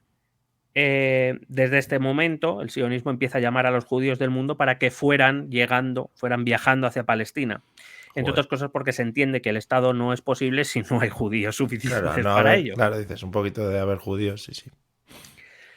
Evidentemente, esta emigración empieza siendo muy lenta, pero vamos a ver que se va a ir acelerando, especialmente con el auge, por ejemplo, del nazismo en Alemania o en Austria, o en países como Noruega o en otros países, claro. Lo que es migración obligatoria. Claro, lo que pasa es que, por ejemplo, una de las cosas que había hecho Gran Bretaña era limitar la migración anual a 100.000 personas para, digamos, que los musulmanes de la zona no tuvieran la sensación de que se les estaba colonizando o invadiendo directamente. Hombre, claro. Como si no fueran, ¿sabes? Como que un día se despiertan y un día hay 10 judíos, el día siguiente hay 2 millones de judíos que digan, coño, ¿qué pasa aquí? Ya, claro. Pero claro, como tú bien has dicho, la cada vez mayor presencia de judíos en la zona pues va a hacer que los árabes que estaban asentados allí se empiecen a sentir amenazados en su propia tierra. Ellos empiezan a ver llegar judíos y judíos día tras día, semana tras semana, año tras año, y dicen que ¿qué está pasando? Ya. Y empiezan a tomar una posición beligerante contra ellos. Como respuesta, y siempre bajo conocimiento y consentimiento británico, por ejemplo, a partir de finales de los años 20, sobre todo, se van a empezar a crear milicias paramilitares israelíes cuyo objetivo es defender a los judíos de los ataques árabes. También hay que decir que se supo que los británicos, cuando se iba acercando el momento de la guerra, empezó a negociar con estas milicias para que en caso de que estallara la guerra se pusieran bajo servicio británico, por ejemplo. Ya. Entre otras cosas también porque los británicos contaban con el apoyo judío, porque si el enemigo iba a ser Hitler, claro, ¿cómo los judíos se van a poner en contra de quienes quisieran acabar con Hitler, ¿no? Por ejemplo, así surge una de las milicias que surge es Haganah, que se va a convertir, de hecho, cuando se produce la fundación del Estado de Israel, se convierten en el núcleo de las Fuerzas Armadas del ejército israelí. Vamos, que siguen siendo, son herederos, las Fuerzas Armadas israelíes son herederos de estas milicias paramilitares nacionalistas judías. Haganah, por ejemplo, está bajo el control de la agencia judía, una especie de gobierno regional para los judíos de Palestina, un poco como la representación de la organización sionista, pero solo para los judíos de Palestina. Y su actividad, bueno, hay que decir que fue más o menos moderada, en tanto en cuanto respondía a una política de autocontrol promovida por la agencia judía, que entendía que una política demasiado agresiva pues podía conducir a un enfrentamiento con los árabes de la zona, y todavía en aquella época los judíos eran minoría. Sin embargo, hubo otras organizaciones paramilitares no tan moderadas, como por ejemplo Irgun o Betar, que empezaron a seguir otras ideas sionistas, vamos a dejarlo así. Y aquí es donde entra donde el sionismo original que te he contado, el de Herzl, se va a empezar a transformar en lo que hoy es el sionismo dominante, que es lo que llamamos en ciencia política y en historiografía como el sionismo revisionista. Es una revisión de las teorías de Herzl, que te resumo diciendo que, bueno, que Herzl era un buenista y que había que ser más contundente en los postulados y en la acción, sobre todo. Este sionismo revisionista fue fundado por Vladimir Jabotinsky, o Jabotinsky, no sé si la J, cómo se pronuncia en yiddish, quien va a liderar un movimiento que, como te digo, va a abandonar la Organización Sionista Mundial. Ellos no están de acuerdo, no es que no estén de acuerdo, ellos están de acuerdo, solo que dicen que, que sí, que son un poco flojos, que evidentemente ellos también querían la creación de un Estado propio, pero que se estaban dando pocos pasos, y que eso que negociar con británicos y con árabes, claro, que era eso, que no. ¿Qué tanto hablar? Si esto es nuestro, ¿para qué vamos a estar hablando con nadie, no? Claro. La excusa fue que los líderes del sionismo no estaban, según ellos, según Jabotinsky, voy a decir Jabotinsky, que me suena. Vale, mola más Jabotinsky, sí. Sí, decía que, bueno, Jabotinsky y sus seguidores entendían que estos líderes del sionismo mundial, Herzl había muerto en 1904, creo recordar, que no estaban siguiendo los preceptos de Herzl. Que el sionismo era de dar pasos decididos hacia la conformación de ese Estado, y que estos líderes del sionismo, pues eso, que negocian mucho y que no hacen mucho por conseguir un Estado, no se le ve intención real. Prefieren mantener un estatus a través de la negociación con los británicos y este tipo de cosas, que no querían molestar a los árabes y estas cosas que no las veían bien. De hecho, como te digo, estos se van a separar de la Organización Mundial Sionista y van a, pues a través de una revisión de las ideas de Herzl, digamos una nueva interpretación de las ideas de Herzl, van a construir un relato que va a servir para tomar acciones cada vez más decididas en busca de la construcción de ese Estado. Entre otras cosas porque Jabotinsky defendía que hasta que el Estado de Israel no fuera una realidad, los judíos no encontrarían la paz. Porque viene de una tradición de pensamiento, repito, que no es que no tengan base para ello, pero bueno, esta idea un poco de un pueblo perseguido, que todo el mundo está en su contra, un poco un mouriñismo judío, podemos decir, ¿no? En eso pensaron, sí. Sí, probablemente. Y que, bueno, pues que para construir el Estado lo que había que hacer era defenderse. Y defenderse significaba armas, y significaba agresividad, y significaba no solo defenderse, a veces significaba atacar, que es un poco alguna de las ideas que a lo mejor podemos rastrear en el conflicto que hay actualmente. Ellos hacían, por supuesto, hincapié en el derecho divino que asistía a los hebreos sobre Tierra Santa, sobre Palestina. Jabotinsky y sus seguidores exacerbaron el discurso nacionalista, construido sobre la idea de que, como te he dicho, que eran un pueblo perseguido y que si querían sobrevivir como pueblo necesitaban la construcción de ese Estado. Y te he dicho antes que, igual que es un caso único en la historia, precisamente la historia había demostrado que no habían necesitado un Estado para sobrevivir, precisamente. O sea que, pero bueno, esto es lo que ellos decían, y que solo con su propia defensa y con la creación del Estado podrían sobrevivir. Fue muy crítico con la relación del sionismo original con los británicos, como te he dicho, a quienes ellos acusaban a los británicos de favorecer a los musulmanes contra los judíos, entre otras cosas porque, como te he dicho, en la propia declaración de Balfour el gobierno británico tampoco quería enfrentarse abiertamente con los musulmanes, entre otras cosas también, especialmente a partir de los años 30, por una razón muy obvia, y es que la guerra se iba calentando en Europa. Y como te he dicho antes, los británicos daban por seguro el apoyo de los judíos contra Hitler, pero no daban por seguro el apoyo de los pueblos musulmanes contra Hitler, o incluso contra otras potencias que pudieran apoyarle. Además, como te he dicho antes, la autoridad judía se cuidaba muy mucho de qué acciones llevaba a cabo para no provocar más de lo necesario. Jabotinsky y los suyos van a decir que qué mierda es eso, que no solo consta de defenderse, sino de contraatacar o atacar y ganar el territorio, ganar la tierra que Yahvé les había prometido. y esto era a los dos lados del río Jordán. Si alguien va a ver un mapa, pues verá el Mar Rojo, el río Jordán, el lago Tiberíades, que digamos es como una línea que parte en dos la zona de Próximo Oriente. Bueno, digamos que la autoridad judía de momento se conformaba a priori con un lado, con el lado que estaba pegado al mar Mediterráneo, sí, pero estos querían el lote completo. Ya que están. Claro. Además, bueno, según su pensamiento, Israel debía ser un estado homogéneo, judío, y cubrir el territorio recogido en el Antiguo Testamento. Y he de decir que es aquí, en 1937, cuando ante estas dos ideas, por un lado la de que hay unos musulmanes que llevan viviendo siglos ahí antes, y la reclamación que hacen los sionistas, por primera vez en 1937, creo recordar, se propone la solución de los dos estados, de esa que tanto se sigue hablando a día de hoy. Es decir, la creación de un estado musulmán, que podríamos llamar Palestina, y de un estado judío, y que podríamos llamar Israel, que pudieran convivir en paz. Nadie aceptó esas ideas, nadie sigue aceptándolas, a pesar de que Occidente insiste en ello. Los interesados, es decir, los afectados, no quieren esa solución.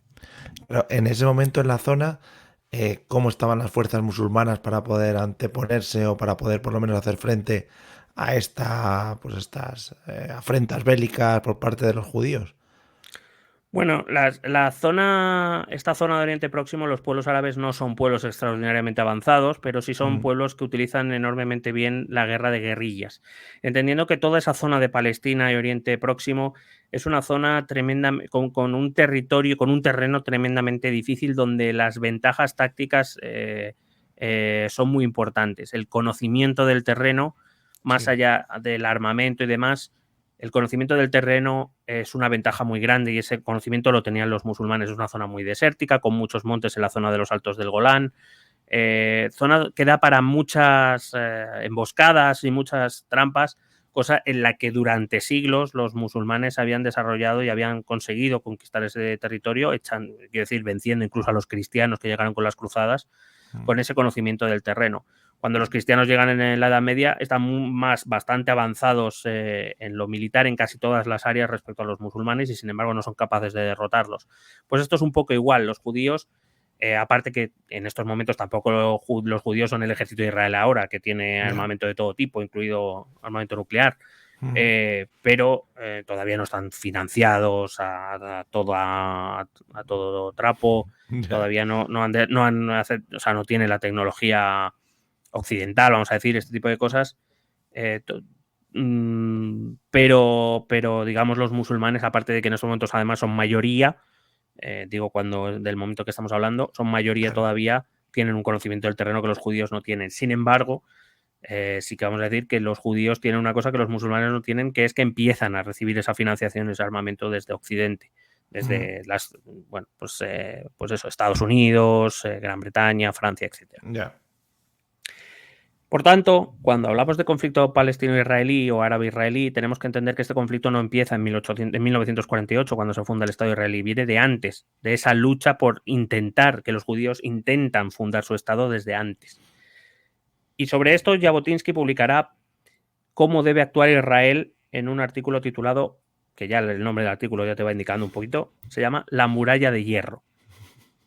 En este artículo, que se puede encontrar fácilmente en Internet, Jabotinsky va a establecer las siguientes ideas. Lo digo para que la gente, si quiere, pueda comparar un poco con la actuación que está teniendo Israel desde los atentados del 7 de octubre. Primero, yo he hecho un resumen, pero que se puede ver. Primero, que la expulsión completa, él establece que la expulsión completa de los árabes de Palestina es imposible, lo cual para él no es un problema, siempre y cuando haya una mayoría judía. Es decir, que hay una política de dominación del judío sobre el musulmán. Segundo, que es partidario de una política de igualdad entre pueblos que permita la convivencia pacífica, aunque no cree que se pueda conseguir por medios pacíficos. Tercero, que esto depende, eso de la política de igualdad y convivencia pacífica, que esto depende exclusivamente de la actitud de los árabes hacia los judíos. Claro. Es decir, si pasa algo malo es por culpa de los árabes. Cuarto, que los árabes de la tierra de Israel, es decir, de Palestina, Sí. Jamás querrán alcanzar un acuerdo con los judíos para crear un Estado de Israel de mayoría judía. Lo da por hecho, ¿no? Y hay que decir que el tiempo la da Sí, tienes razón también. razón. Sí.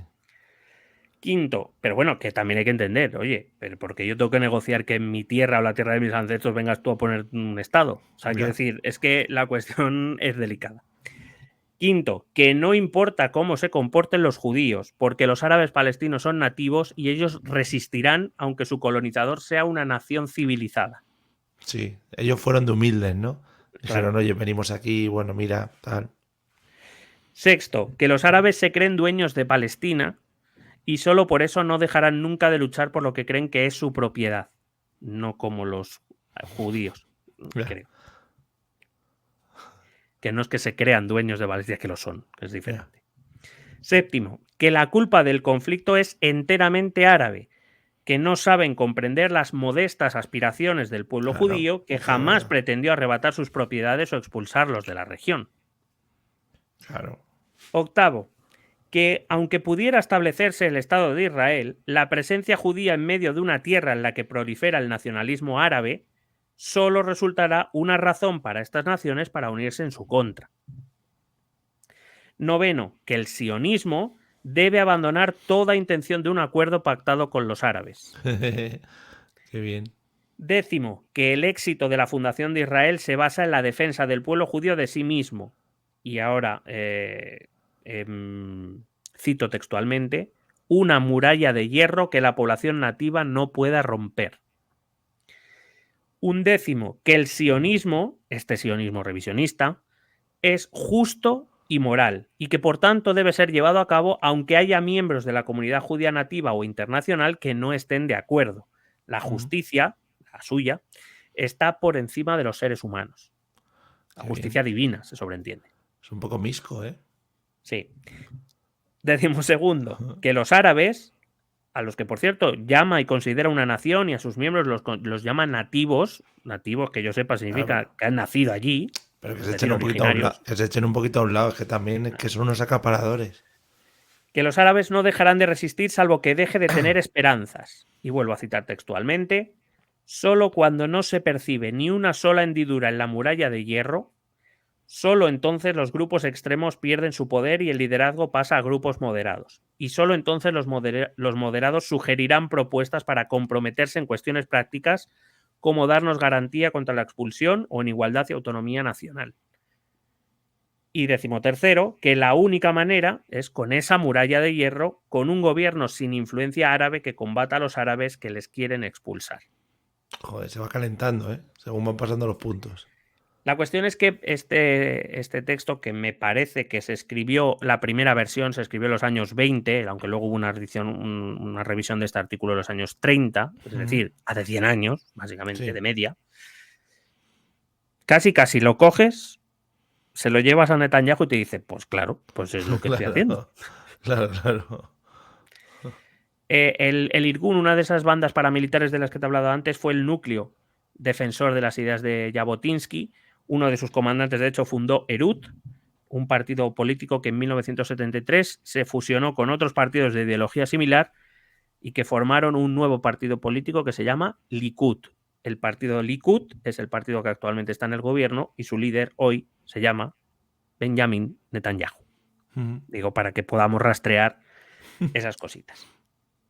Pero el sionismo no solo se dividió en el sionismo revisionista. Hubo otros, por ejemplo, el sionismo laborista, que es, digamos, una versión socialista del sionismo que dirigió Ben Gurión, de la que, si me permites, hoy no te voy a hablar, porque como Ben Gurión fue protagonista, de hecho fue quien proclamó la formación del Estado judío y fue su presidente durante muchos años, pues entonces te hablaré de este sionismo laborista. Pero sí te voy a hablar de otra rama del sionismo, que es el sionismo religioso. Porque todo el sionismo de Herzl y el sionismo revisionista de Jabotinsky tienen profundas raíces, vamos a llamar, ilustradas, en el sentido de que no unen la creación de ese Estado a una religión concreta. Cuando hablan de mayoría judía, ni siquiera lo están haciendo ni siquiera Jabotinsky lo está haciendo desde un punto de vista religioso, aunque sí que toma ciertas cositas de la religión para, digamos, sustentar su discurso. Pero es que ese revisionismo que inicia Jabotinsky va a ser revisionismo desde muchos puntos de vista. Y uno de ellos va a ser el sionismo religioso, que, bueno, también vas a entender algunas cositas que están pasando hoy. Por ejemplo, el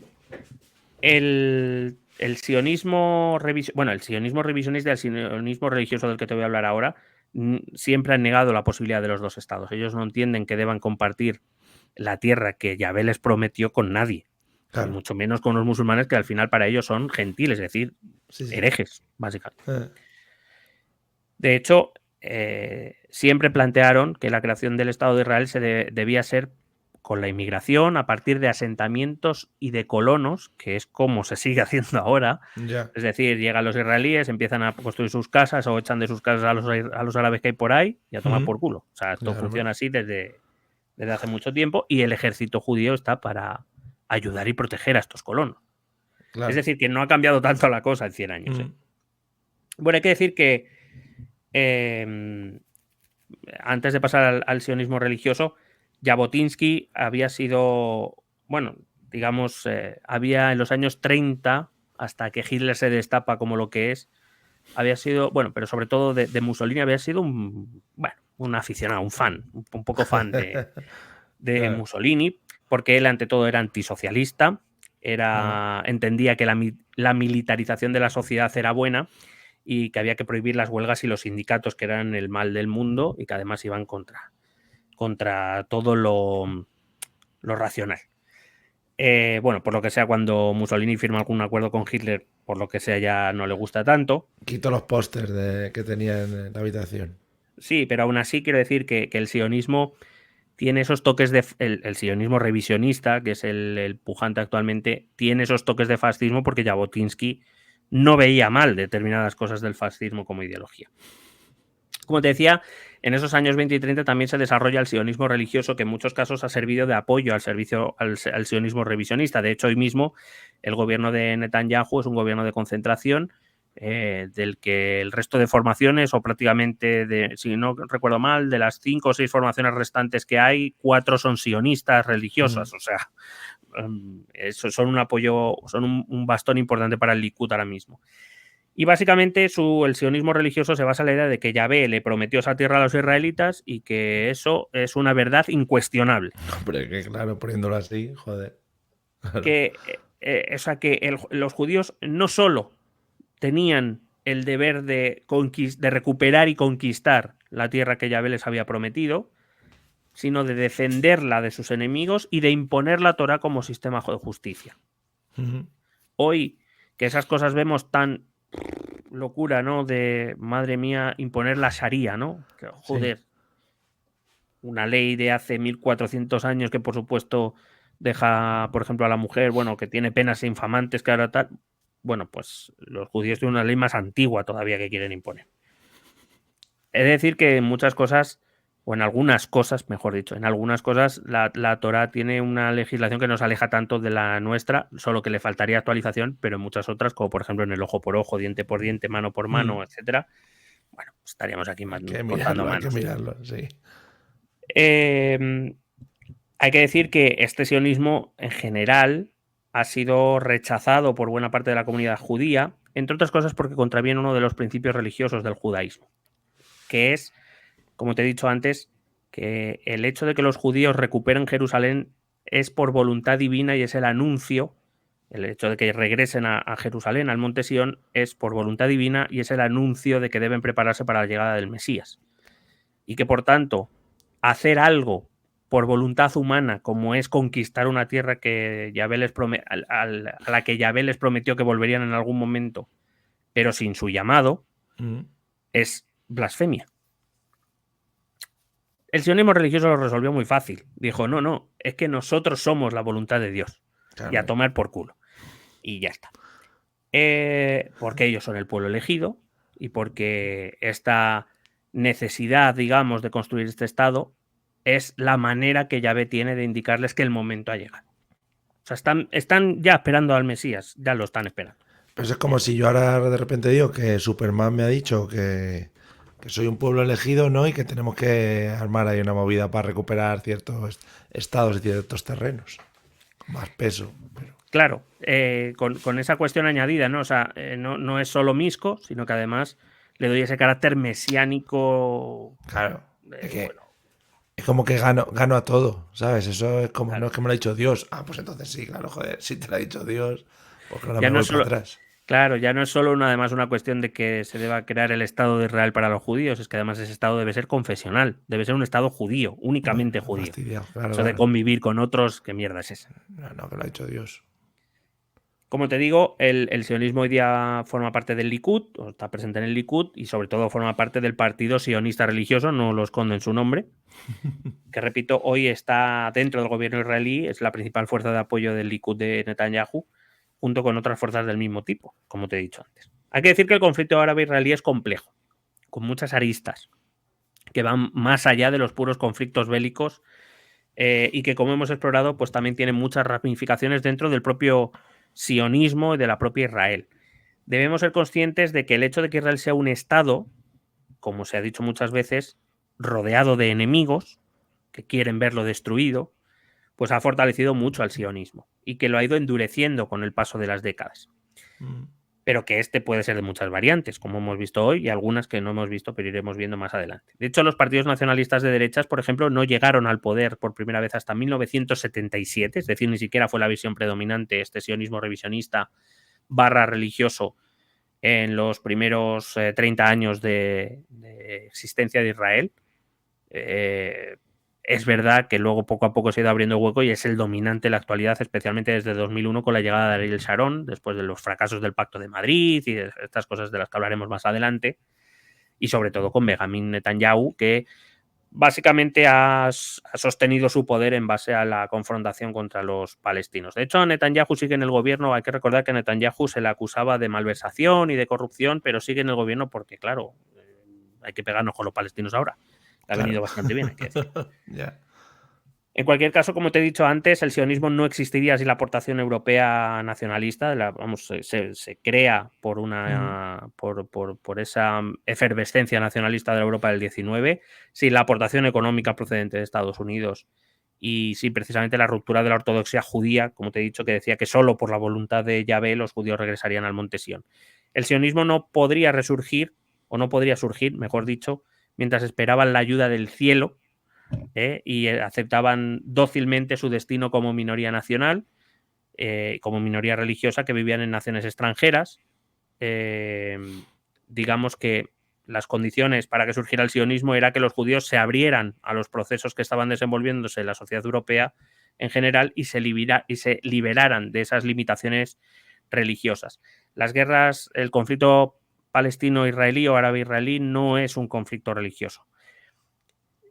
Con esto no estoy queriendo decir que no se utilice el elemento religioso en uno y otro lado para exacerbar el conflicto y para empujar a sus poblaciones a enfrentarse entre sí, a odiarse entre sí, por tanto, a aumentar las posibles capacidades bélicas que uno y otro bando tienen. Como en toda la historia, la religión ha sido un elemento, un factor importante, especialmente para las gentes o para las clases más populares. Pero que se utilice la religión no convierte una guerra en una guerra de religión. Es una guerra o un conflicto en el cual unos, y desarrollaremos esto en los próximos capítulos, en los cuales unos quieren fundar o quieren defender ya en este caso un Estado nacido de la necesidad de protegerse de la persecución que habían sufrido históricamente y que consideraban que debía ser en la tierra que era de sus ancestros, y de otros que quieren defender una tierra que consideran suya, que la han poblado durante siglos y que no entienden por qué deben compartir con alguien que ha llegado allí y ha querido imponer su voluntad sin mediar más allá. Hay que decir que la convivencia entre musulmanes y judíos durante siglos hablo siempre de las clases populares, fue normalizada, porque al final las guerras no suelen ser cosa o no suelen nacer del enfrentamiento de los campesinos o de los comerciantes. Pero claro, ahora la cuestión está demasiado tensa como para convencer a unos o a otros de que la convivencia entre los dos es posible. Esa solución de los dos estados que aparece por primera vez en los años 30 y sobre la que se sigue dando vueltas, se habló de otras soluciones como la del estado doble, donde digamos habría un solo estado y la mitad del gobierno sería musulmán y la otra mitad judía. Tampoco nunca se ha tomado en serio por parte de los contendientes. Y la realidad es que, viendo esto y con la ideología dominante, por lo menos en el lado de Israel, ya veremos lo que ocurre en el lado árabe, por supuesto, en el lado musulmán. La verdad es que ahora mismo el acuerdo o las posibilidades de acercamiento están realmente complicadas. Hubo un momentito ahí al principio de los años 90, finales de los 80, principios de 90, que parecía que sí, que había un acercamiento, pero realmente es una cuestión de difícil solución, y establecer que unos son malos y los otros son buenos o viceversa es una cuestión tan compleja que desde luego aquí en esta época, si alguien viene buscando aquí que nosotros digamos que unos son malos y otros son buenos, me parece que lo tiene complicado, ¿eh? Eso es. Bueno, pues nada, muy interesante esta introducción como siempre. Seguiremos supongo por este camino porque se ve un gran jardín máximo en el que están metidos ahí, porque como siempre esa zona es un poco conflictiva por lo que sea. Guay. Hasta aquí, ¿algo más que añadir? Nada, que vale. Estoy sufriendo por tu voz, la verdad. No, estoy bien. Lo que pasa es que el no uso se me desengrasa, entonces está como más rascosa, como cuando pierde aceite la bicicleta, entonces como me cuesta dar los cambios, ¿sabes? Pero... Te tenía que haber dejado hablar un poco más, a lo mejor. Sí, te tengo que comentar dos temas ahora, los métodos de contactos. Perdón, primero los métodos de contacto y luego dos temas que creo que son muy interesantes, ¿vale? Para que, por si te los quieres apuntar. Así que vamos a escuchar métodos de contacto. Cuando el método de contacto dice lo de Telegram, no le hagáis mucho caso porque igual no se puede usar después de esto. Venga, hasta ahora. Escucha nuestros métodos de contacto. Puedes escribirnos un correo electrónico a la dirección estotambiénespolitica@gmail.com. Si lo prefieres, puedes buscarnos por Facebook o Twitter a través del nombre ETE Política. Nos encontrarás en YouTube, donde colgamos las grabaciones de todos los episodios. Y si necesitas un contacto más cercano, únete a nuestro canal de Telegram. Busca el enlace en nuestras redes sociales. Toda esta información y mucha más la puedes completar a través de nuestra página web www.estotambiénespolitica.com. Porque tú también formas parte de Esto También es Política.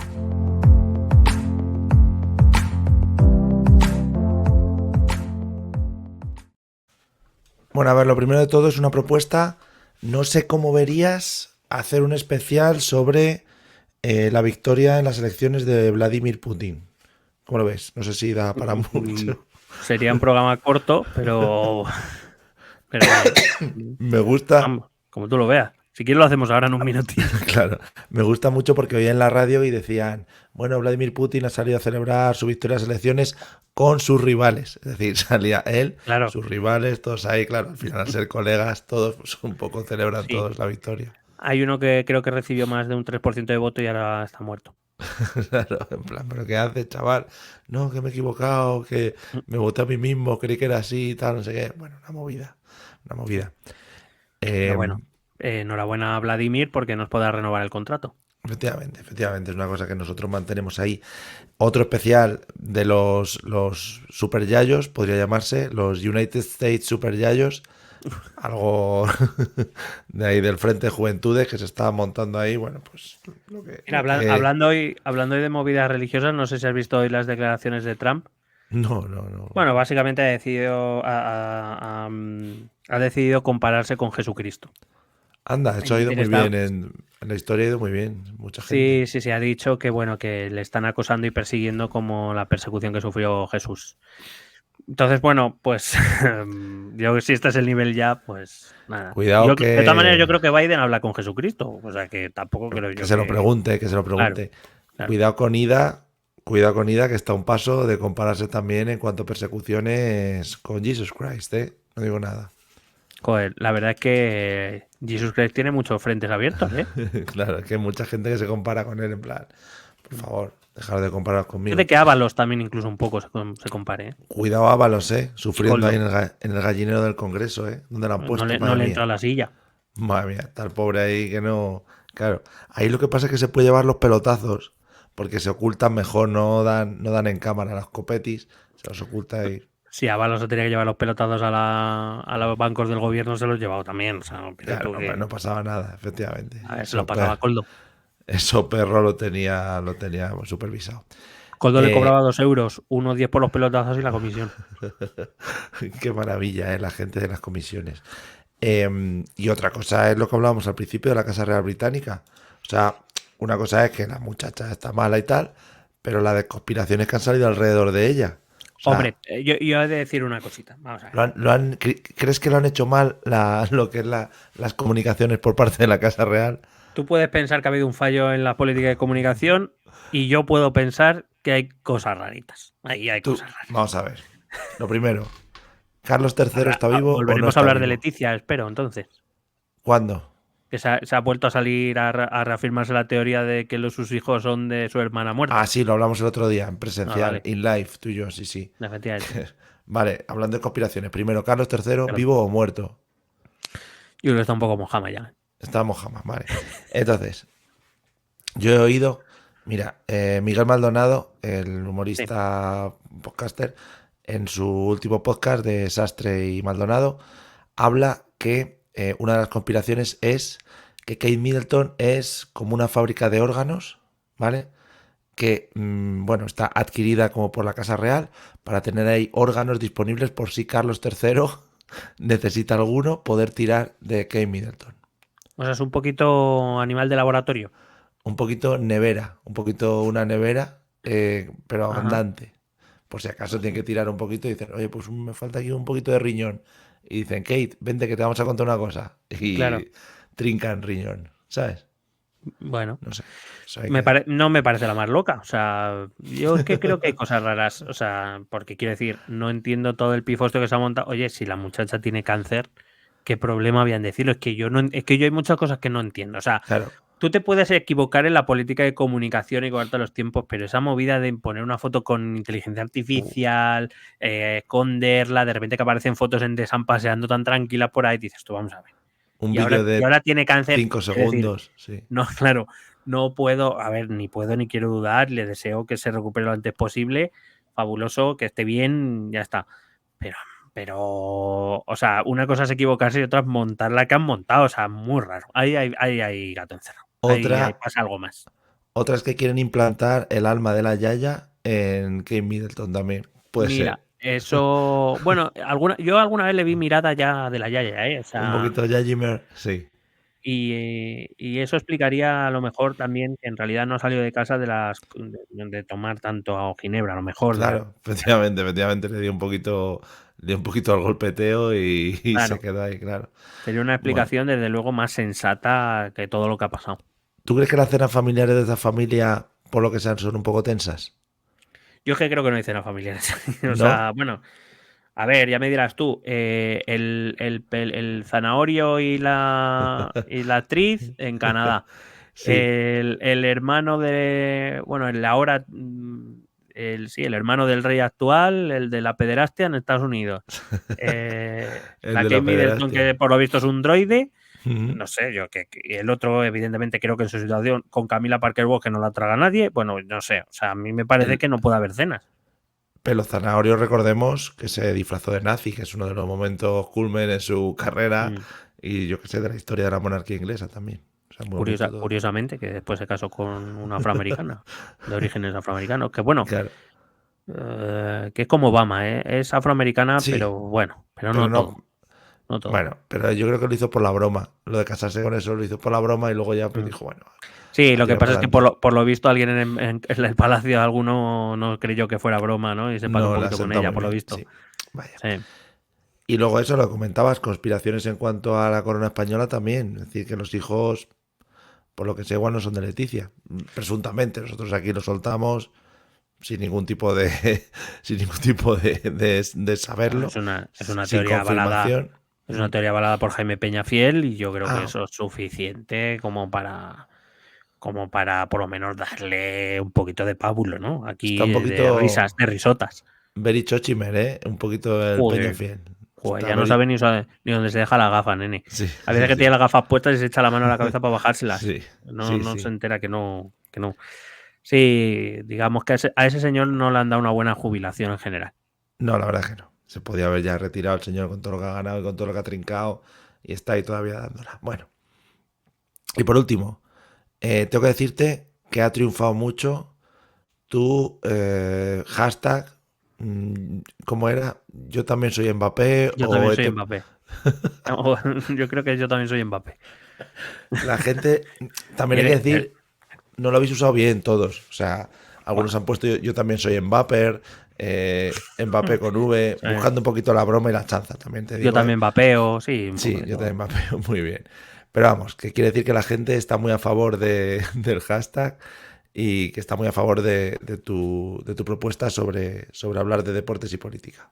Bueno, pues en junio, dije que junio, sí, en junio empieza la Eurocopa, yo creo, y luego Estamos las sembrando. Olimpiadas, pues ahí, en esas fechas. Bueno, en esas fechas hablaremos. Si quieres lanzar algún otro hashtag para esta semana, para todos los que llegan aquí, para los cafeteros, podríamos decir. Para los muy cafeteros, podemos decir... es que no lo había pensado. Esta semana está chungo. Claro. Algo relacionado con la familia real británica. Que quieres hashtag, o sea, sí, en general. No, sí, no, da igual que signifique algo. Yo también soy un droide. Yo también soy Camila. Es que a mí me parece que Camila es un personaje que está ahí como muy apartada de la mujer, ¿no? Se merecen, yo que sé, un poquito de atención la muchacha. Pero en vez de yo, esto también es Camila. Esto también es Camila. Vale. Podríamos hacer un repaso a los mejores momentos de la monarquía británica a lo largo de su historia. Ese puede ser si queréis ese programa también esto también es Camila. A los highlights, ¿no? De claro. Lo mejor de lo mejor. Vale. Claro. Lo podemos llamar los momentos crema. Cream moments. Claro. Joder. Claro. Muy si queréis ese programa también, momentos crema de la monarquía británica, por favor, hashtag esto también es Camila. Vale, esto también es Camila, que para mí, yo ya te digo, creo que era una persona muy odiada y ahora por la comunidad británica tampoco es que, o sí, sigue estando muy odiada.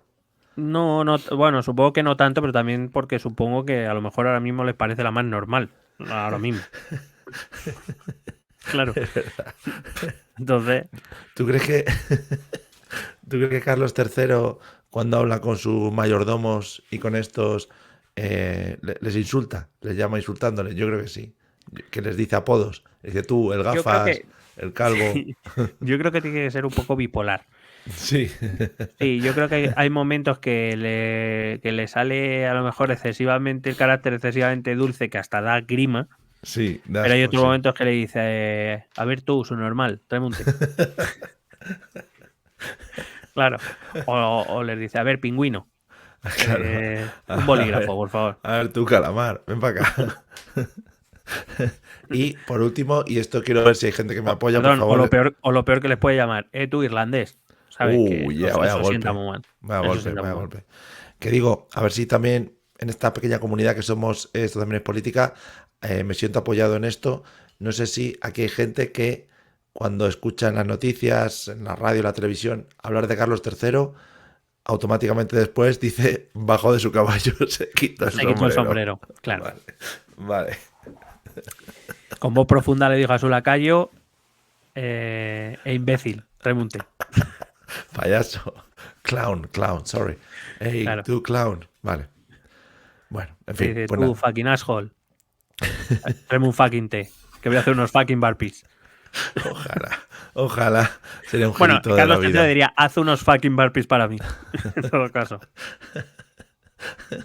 ¿Te imaginas una conversación de Carlos III con Yados? A lo mejor. Por cierto, notición de esta tarde. ¿Qué ha pasado? Bueno, notición, que Yados a lo mejor no notición, pero que yo me entero hoy. ¿Qué ha pasado? Han sacado una foto, sabes que Yados, como Sergio Ramos, parece un mural humano. Sí. Y en la parte de atrás del brazo derecho ha aparecido un tatuaje que pone 88, que esto no sé si sabes lo que significa. ¿Se puede esperar una Little Svastic o algo así por ahí? Pues a lo mejor, para quien no lo sepa, 88 es una forma que tenían los fascistas después de la Segunda Guerra Mundial para decir Heil Hitler, es la octava letra HH, Heil Hitler. Un poquito rebuscado, pero... Pues, sí, para darse mensajitos para que no se enteraran los demás. Pero que luego ya es Vox Populi. Entonces, claro, ya este prohombre que busca el desarrollo de la humanidad a través de fucking burpees, bueno, pues tiene un 88, que luego, a ver, que a lo mejor es un año, una referencia de un año, yo no lo sé, pero hombre. El año en el que se dio cuenta de que era el Mesías, que el Mesías de los Lambos. En fin. Bueno, que yo creo que ya con estas referencias nos podemos quedar. Sí. Voy poniendo la música por detrás. Hemos hablado de Carlos III, su caballo y su sombrero, de Yados haciendo burpees y levantando el fascismo como siempre. Y es que, madre mía, es que vaya fiera. Ahí está. Fiera. Efectivamente. Bueno, pues nada, amigos, esperamos que os haya gustado. Volveremos con más ediciones hablando de sionistas. Yo soy Camila. Digo, esto y sobre también todo es Camila. De Camila Parker Bowles, que también como apellidos me parecen maravillosos. O sea, hombre. Parker y Bowles. O sea, Bowles. Claro, no. Es que al final, mira, ves, Kate Middleton. Claro, Middleton es como que Middleton, te quedas, que vendrá de Middletown, es decir, del municipio del medio. Claro. Villa arriba y Villa abajo, es eso. Sí. Vas a comparar con Parker Bowles. Parker Bowles, sí. Joder. Las bolas de Parker. Y sobre todo, pues eso. Imaginaos a Carlos III diciéndole, tú, tontito, dame un té, tontito. Bueno, pues nada, esperamos que os haya gustado. Como siempre, si os queréis seguir suscribiendo a estas chorradas, pues lo tenéis en el Patreon. Lo hemos ido poniendo a lo largo de todo el episodio, si no veis en YouTube. Y nos vemos en próximos episodios. Hablaremos de esto o de lo que surja. Ya sabéis, si queréis un especial de Vladimir Putin de 30 segundos, yo también soy Vladimir. Y hacemos uno de 30 segundos. No, esto también es Vladimir, no, yo soy no, perdón, que parece que estamos rezando por alguien. Yo que soy, es verdad. Claro, yo también soy Vladimir, cuidado que ahí sí que nos acusan de apoyo. Esto también es Vladimir, efectivamente. Esto también es Vladimir o esto también es Camila, no son incompatibles. Se puede hacer uno después del otro. Esto también es Yados, esto también es un Burpee, esto también es un Lambo. Esto también es un Rolex, puede ser, vale. Claro. Lo que quieran, al final. Bueno, lo que queráis. Esto también es un Burpee, me gusta mucho. Sigue abierto, esto también es Mbappé. No se cierra, efectivamente, sigue abierto. Amigos, nos vemos pronto, que disfrutéis y que lo paséis bien en estas Semanas Santas y nos vemos a la vuelta, cuando sea. Hala, hasta luego. Besete.